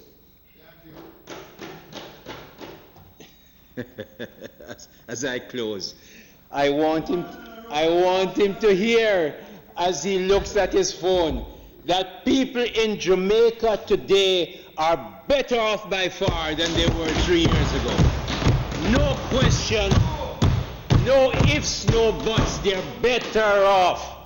Employment is up, unemployment is down, past benefits have increased, people are better off by almost any measure you take.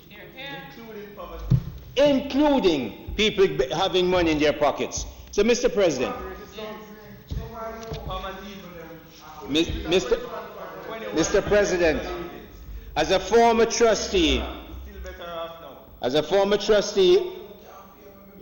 of the pension fund of one of the largest general insurance companies in Jamaica, I'm very aware and have a keen respect for the responsibilities of trustees and the fiduciary care each trustee must be very careful to apply. It is with that knowledge, with that experience, that I strongly support these regulations today. Thank you very much.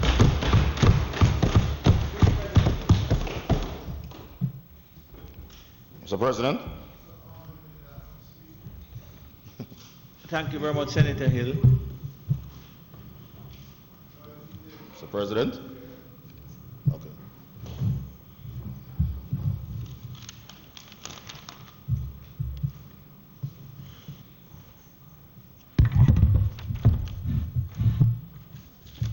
Senator Skefford. Thank you, Mr. President. Mr. President, it's a dangerous thing in life when one spreads the propaganda and you believe you win propaganda. Very, very, very dangerous. And so far, my colleague Senator Hill, to be here today, I'm addressing Senator Hill. For him to be saying that people's life are better off 3 years is indeed a myopic viewpoint. I need to go out there and observe people living. You see, too many of us reside in the corporate area. But is it also that the senator is saying that was presented by the cabinet issue June 10th is not so? Signed by the Honourable Prime Minister. We can have it both ways, you know. We can have it both ways, Mr. President. So if the Honourable Prime Minister, first among equals, head of the cabinet, sends a summary of the cabinet issue and has stated that the poverty rate has increased in 2017. No, you see, the challenge you have for that pensioner that can't buy the medication today, whether it was better or worse off in 2015, that pensioner has a serious issue. And so let us sometimes get out of this comparative mode and just understand some of the realities. And what you sit down and learn. Right? So, and let's just not boast about leave, but it would be sad of you if you couldn't navigate the train on the rails with the excellent platform that was left by the former administration. So it takes simple knowledge to continue the navigation. So, Mr. President, I've also here, when we talk about poverty, and then our answer is what we have done to increase part benefits and the number of persons to part. The challenge with part, though very important, in itself is an indication that we're not doing well. Absolutely. Absolutely. It's an indication. And let us understand that on both sides. It's a very good social intervention program to take care of our poor and vulnerable. But we want to create an economy that will empower our people to get gainful employment and can contribute to their own development. That's what we must seek to do. No, I'm just amplifying the voice to make the point.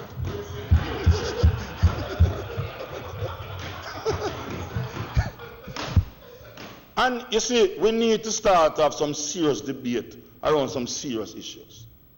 So boasting to me that we have increased part benefit is no comfort. And let us face the fact. Sometimes 2, 3, 4, 5, 6 months elapse and the poor people don't get it. Not just them, no, Senator Morrison, no. But let us face some realities. And in the school feeding program, we talk about 5 days underpart program. It's not happening. These are the realities that we must continue to overcome, you know. But don't put on that mirage around your face to believe that all is well. It is not so. People are hurting. And we're talking about a pension regulation. I have had experience at the pharmacy. Real observation. Retired teacher over 30 years. Giving the health card and the prescription. And when she got the cost of the prescription, he said to the pharmacist, give me 2 weeks supply. Teacher of 30 years. Sorry. So these are the realities that we face, and let's be frank, might be across administration. But let's not come here and behave that all is well. Because sometimes I bring a different rural perspective, we don't believe it's genuine. You know from Barbara Green, Senator. You know. You know. There are pensioners as we speak today can't fill the prescription. I'm saying that good teacher better off. There are pensioners today who getting that light bill or that water rate and crying. I'm saying better off. If they don't get that little backup from the children or the grandchildren, they can't survive. That's the reality. And for them, there's no prosperity. And I'm saying better off. So let us understand. Prosperity for rural. Also, in the scheme of things, as we discuss and debate this regulation today, there are still too many workers, and many speakers of senators have said it before, that is not on a pension scheme. We are now start to focus on the district constables, and we need to get them fully in that. Security guards, that was mentioned. What about the fast food workers? Many of them, hours of night, many hours in the day, they serve efficiently. They have nothing called pension. They don't even know what we're talking about. This debate don't even impact on them. What about the gas station attendants that serve us every day? This debate don't even impact on them. You know, so we need to focus on that. And I'll speak of another group. There are many parliamentary workers, not directly employed to the parliament, get paid by the parliament. Drivers of MPs/ministers. They work for years. I have a friend of mine who worked for a particular MP for 23 years. And when he left in 2016, he called and cried tears. No man, you see you're focusing on the wrong thing. I'm talking about people's life. So there are certain time when certain issues, don't deal with it. No man, I'm the president, thank you. No. This is a serious issue. No man, there's no prosperity in your mind, and that's myopic. And what I'm saying, and the clerk or the parliament, Mr. President, is something that we need to look in. Many of them, and the constituency office staff that are paid by parliament, but they have no pension. It's a real issue I'm talking about, and this Honourable Senate must deal with it. So you work for an MP for 22 years, you get your pay. Excellent treatment. But at the end of the day, except that one. But you leave without a pension. How we can include that category of worker into the scheme going forward? And that's why the real debate, and that's why Senator Brown's motion is important. How can we have a national pension scheme to benefit all categories of workers? So we need to focus on that, Mr. President. So, Mr. President, while we will support this regulation, let us not believe that there are not a risk factor. There's not a risk factor to it. And ultimately, I've been said that many times the workers will bear the negatives, the disadvantages, and the business players will gain the larger profits. Let us understand that has to be a balancing act. So I want to encourage, one, that whatever investment we have should be more aligned to the profile of the workers. This is about the workers, not the businessmen. So the investment that they will so seek to do must be aligned to the profile of the workers. And it must be more long-term rather than shorter, so you get the benefit over a period of time.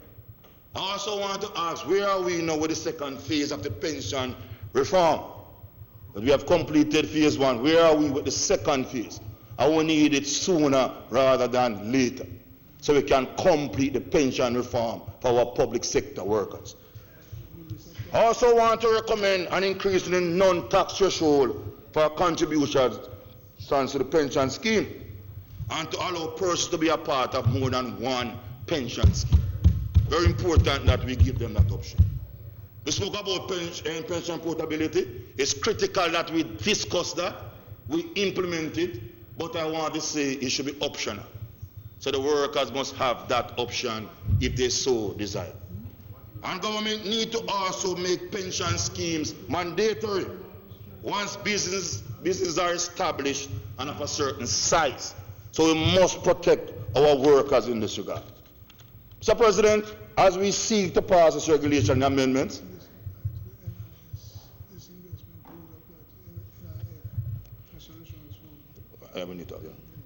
as we seek to pass this regulation and the various amendments, we must also bear in mind that we can unlock more capital by making pension legislation stronger and more protective for our workers. At all times we need to protect our workers. We can also unlock more by making pension funds mandatory, as I said earlier on, and must be mandatory for all categories of workers. And in this context, I want to ask how this regulation impact on the NIS. So Minister, you need to give us some answer to that in your closing. Right? Mr. President, we need to ensure that the surpluses are not seen as an ATM for big companies. Yeah. Right, but must be there to continue to provide and protect our workers. And we hope that this is not a pie in the sky concept or activity or a scheme. And not be seen as unlocking capital to serve the interests of big businesses rather than that of the workers. So we need to genuinely assess the risk factor, put in measures to mitigate against the potential risk. Because we must never have a scheme that we give these resources to investors, and at the end of the day, the workers are worse off than they were. We must never have that, and must always seek to protect our workers. So we must always do a risk analysis in the best interest of the industry and, more importantly, our workers. Pension funds are doing well generally. So while we move to broaden the scope, we must not be as against the gains that we have made. We must protect the gains while we seek to increase the overall fund as we move forward. So, Mr. President, as was said before, we on this side generally support the regulation. I've always wanted to ensure that our pensioners currently can survive. Many of them are not surviving, as we said before. Many of them retire in the year 2000, for example, and what might have seen as a relatively good monthly pension as a result of inflation over the many years is very, very, very difficult to survive. We need to look out for those. So I don't know if we can, in our scheme and the regulations, our laws can be revised to peg the pension that they get on a monthly basis to that of the inflation rate. But we need to ensure that we always revise what they're getting. Because if we are to protect the vulnerable, these persons are able to build the society that we are now leading. And how we treat our elders and our children give us an indication as to the quality society that we want to build.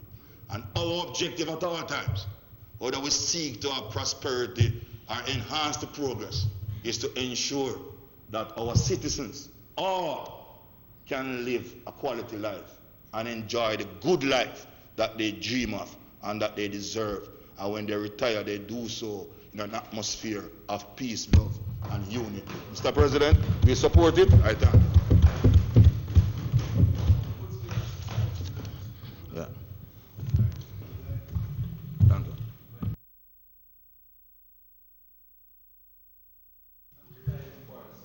Thank you, Senator Skeffrey, for amplifying those ideas. Senator Charles. Yes, Mr. President. Minister Charles. Senator will do. It's fine. When I'm no, that's a senator.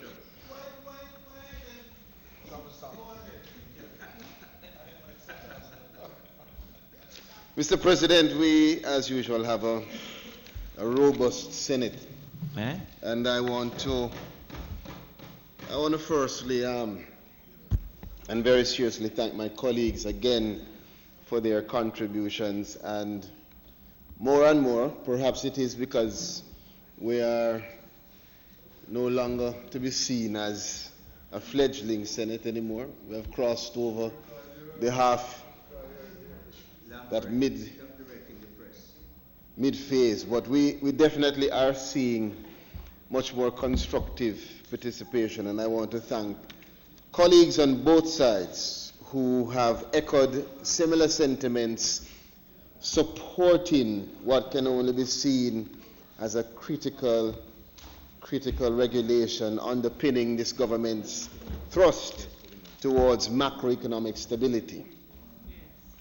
Mr. President, a number of issues have been raised, and a number of issues have been addressed already, and I would take this opportunity also to highlight that we benefit in this chamber from colleagues who bring a level of experience and wisdom to the various debates, and I thank Senator Hill for his contribution in particular, as someone who not only is speaking on this in theory, anecdotally, but he himself has participated as a distinguished trustee in the practical expertise. And so he brings that understanding to the debate, and you would have heard that in his clarification of many of the issues that were brought up by our colleague, Senator Crawford.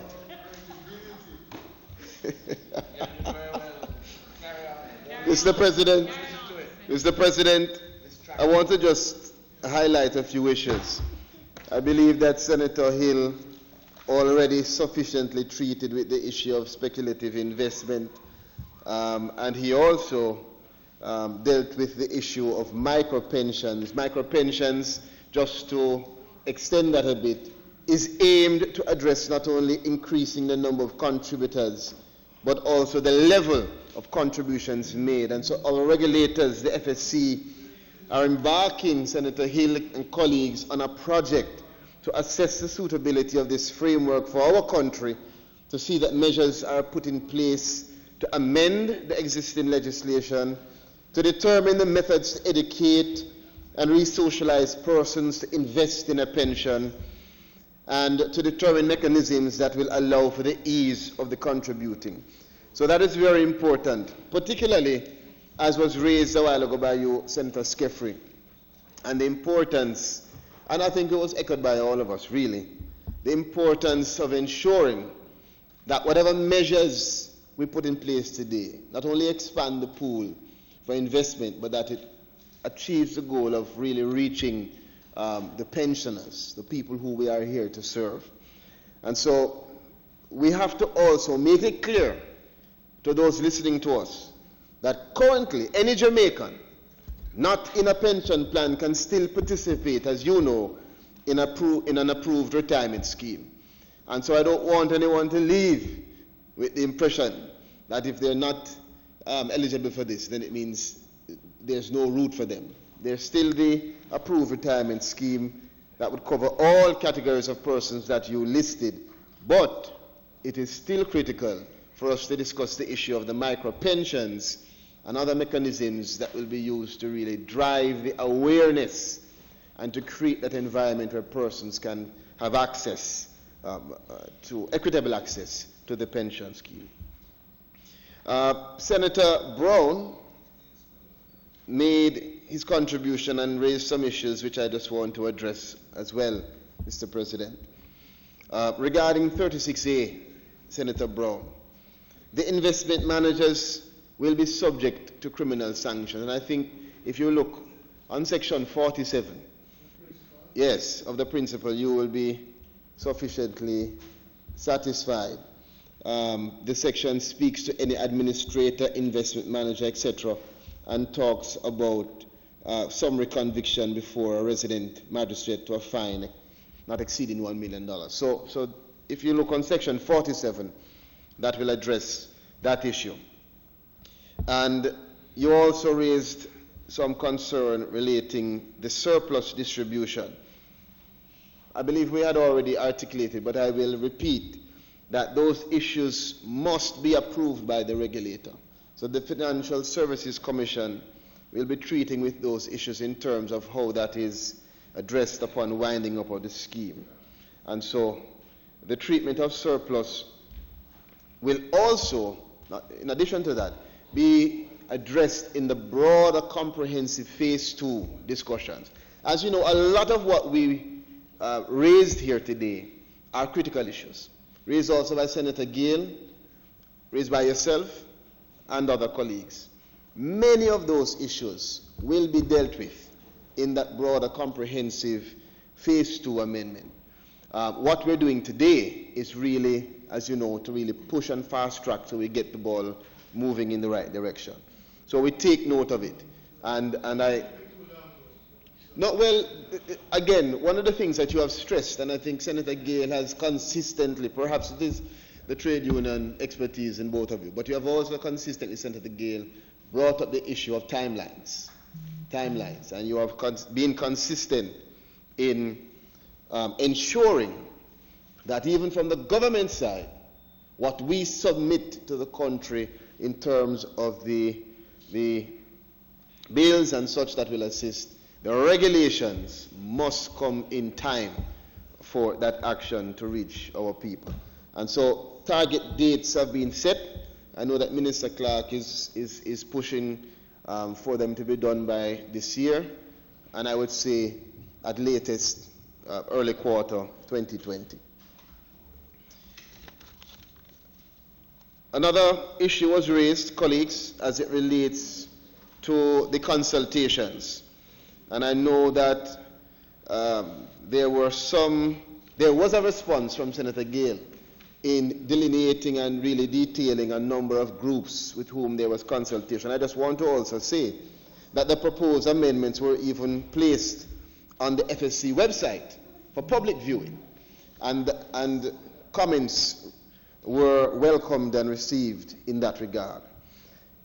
It is also critical for us to note that as we move along with these comprehensive discussions in the phase 2, that the consultation has to continue and has to be broader rather, and expanded. And so the comments in that regard have been well accepted, and I believe will also assist in how we structure our development of the phase 2 process.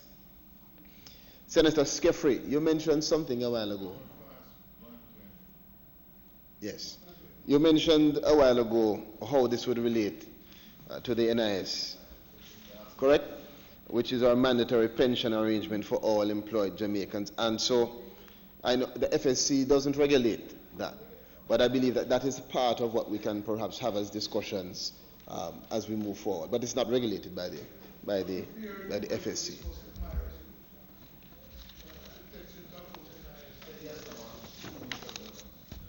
So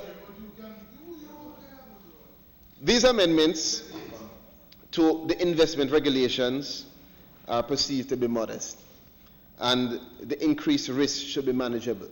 Risk is something which was also raised, and President, colleagues, what this is seeking to do in addressing the issue of risk is to manage the risk.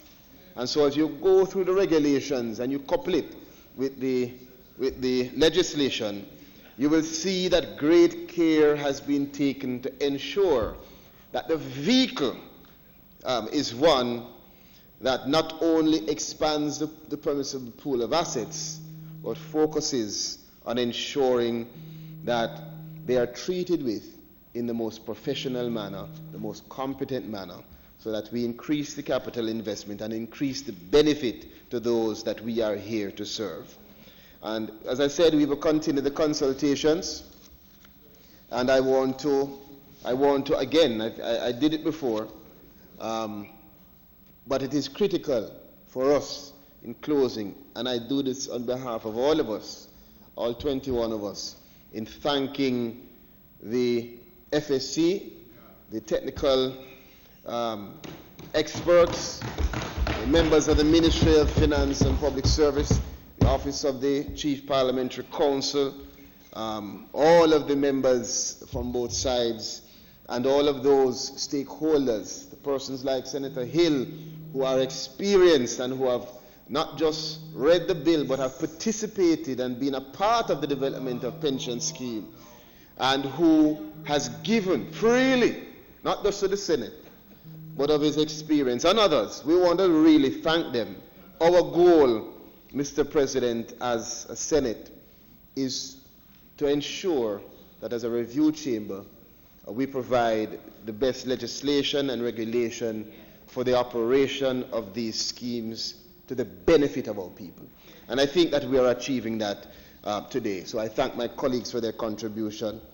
Mr. President, in that regard, the pensions, superannuation funds, and retirement schemes investment amendment regulations 2019 resolution is hereby submitted to this Honourable Senate for confirmation. Thank you very much, Minister, and thank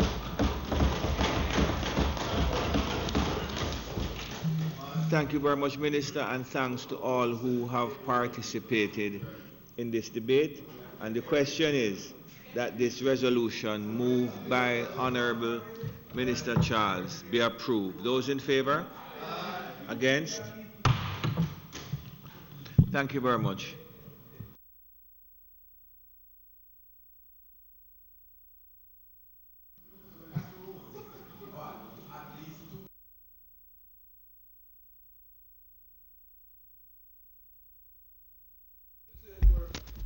Mr. President,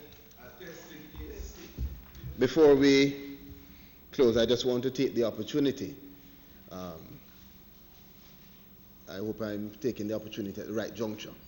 But I just want to take the opportunity on behalf of the senators to just wish everyone, as we take a break in our sittings, all the best. I don't even know if it can be called a summer holiday, because I believe that all of us will be continuing our work. But until we resume, I do wish everyone good blessings, and that we utilize the time that we have as best as possible to really make some considerations of connecting with family. I say that, Mr. President, as over this past week, I've been reminded time and time again, in very many instances, how easily we can fall into the unfortunate circumstance of just doing our work. Family is critical. Yeah, I just interrupt you. I was noticing that Senator Brown said he spoke to his wife last week. Yeah. But it's a very important thing, Mr. President, and I choose as part of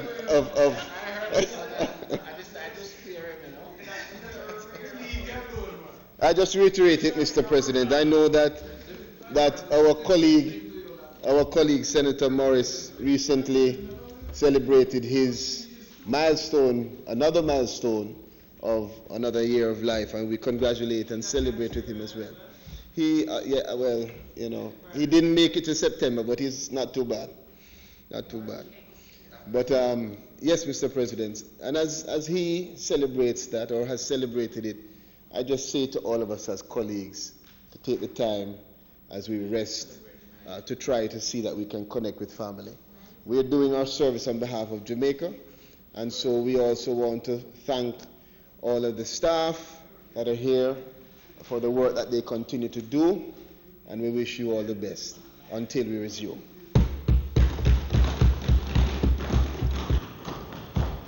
Thank you. Senator Knight, I recognize you Nice, as acting pusher. Yes. As the acting leader of opposition business, clap, I'm the acting leader. I join with the acting leader of government business in wishing the staff a very pleasant break from your duties. We are all pleased with how you have performed. And as for the colleagues, certainly from this side, we hope that you get some rest and that we hope that you enjoy the break. There are occasions here in this chamber when business has been conducted in a very pleasant way. And I think that we achieve more. We achieve more when we are pleasant amongst each other and we concentrate better on the business before us. I think that we can say that for the session being concluded now, that we did indeed do quite a bit of business in the Senate, and all for the benefit of the people of Jamaica. So with that, I hope that all of us collectively enjoy the summer break. As for me, I'm going to be missing one thing, in that I shoot birds, even though my colleague John Jr. say that I shoot at birds. I don't shoot them. This summer, I won't be able to enjoy that as much as previous summers. But please, have some fun, laugh, be merry, and enjoy, and look forward to seeing, I almost said you.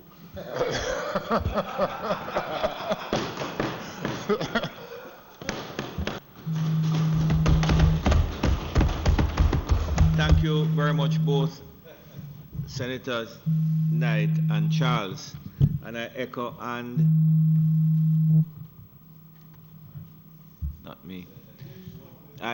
and embrace all the sentiments expressed concerning the functioning of the staff of this Parliament. And I add my thank you, and especially to our clerk, Ms. Cook, who had some health challenges but has returned to us blooming. And we look forward to spending some more time and more fruitful time during the year to come. I thank also all the senators on both sides who, to a large extent, have made my job extremely pleasant, and we look forward to that continuation. As we approach this holiday, I just ask the members to remember that we are celebrating emancipation and independence of this country. The nation is welcoming on Tuesday the President of Kenya, Mr. Uhuru Kenyatta. Most of us might not recall or might not know the contribution that his father, Jomo Kenyatta, played in the decolonization of Africa, and the role played by Mr. Dudley Thompson in defending him. So he's coming here on Tuesday, and as a nation we welcome him and his wife. I can say that I know as a fact that some effort has been made to link Mr. Thompson's family with Mr. Uhuru Kenyatta, which I think is a good thing. Minister? President, it is not intended to do any further business, and so we ask that we have the suspension in the Senate until a date to be fixed. Thank you, Minister. The question is that the Senate be now adjourned for a date to be fixed. Those in favor? Aye. Against? This Honourable Senate now stands adjourned.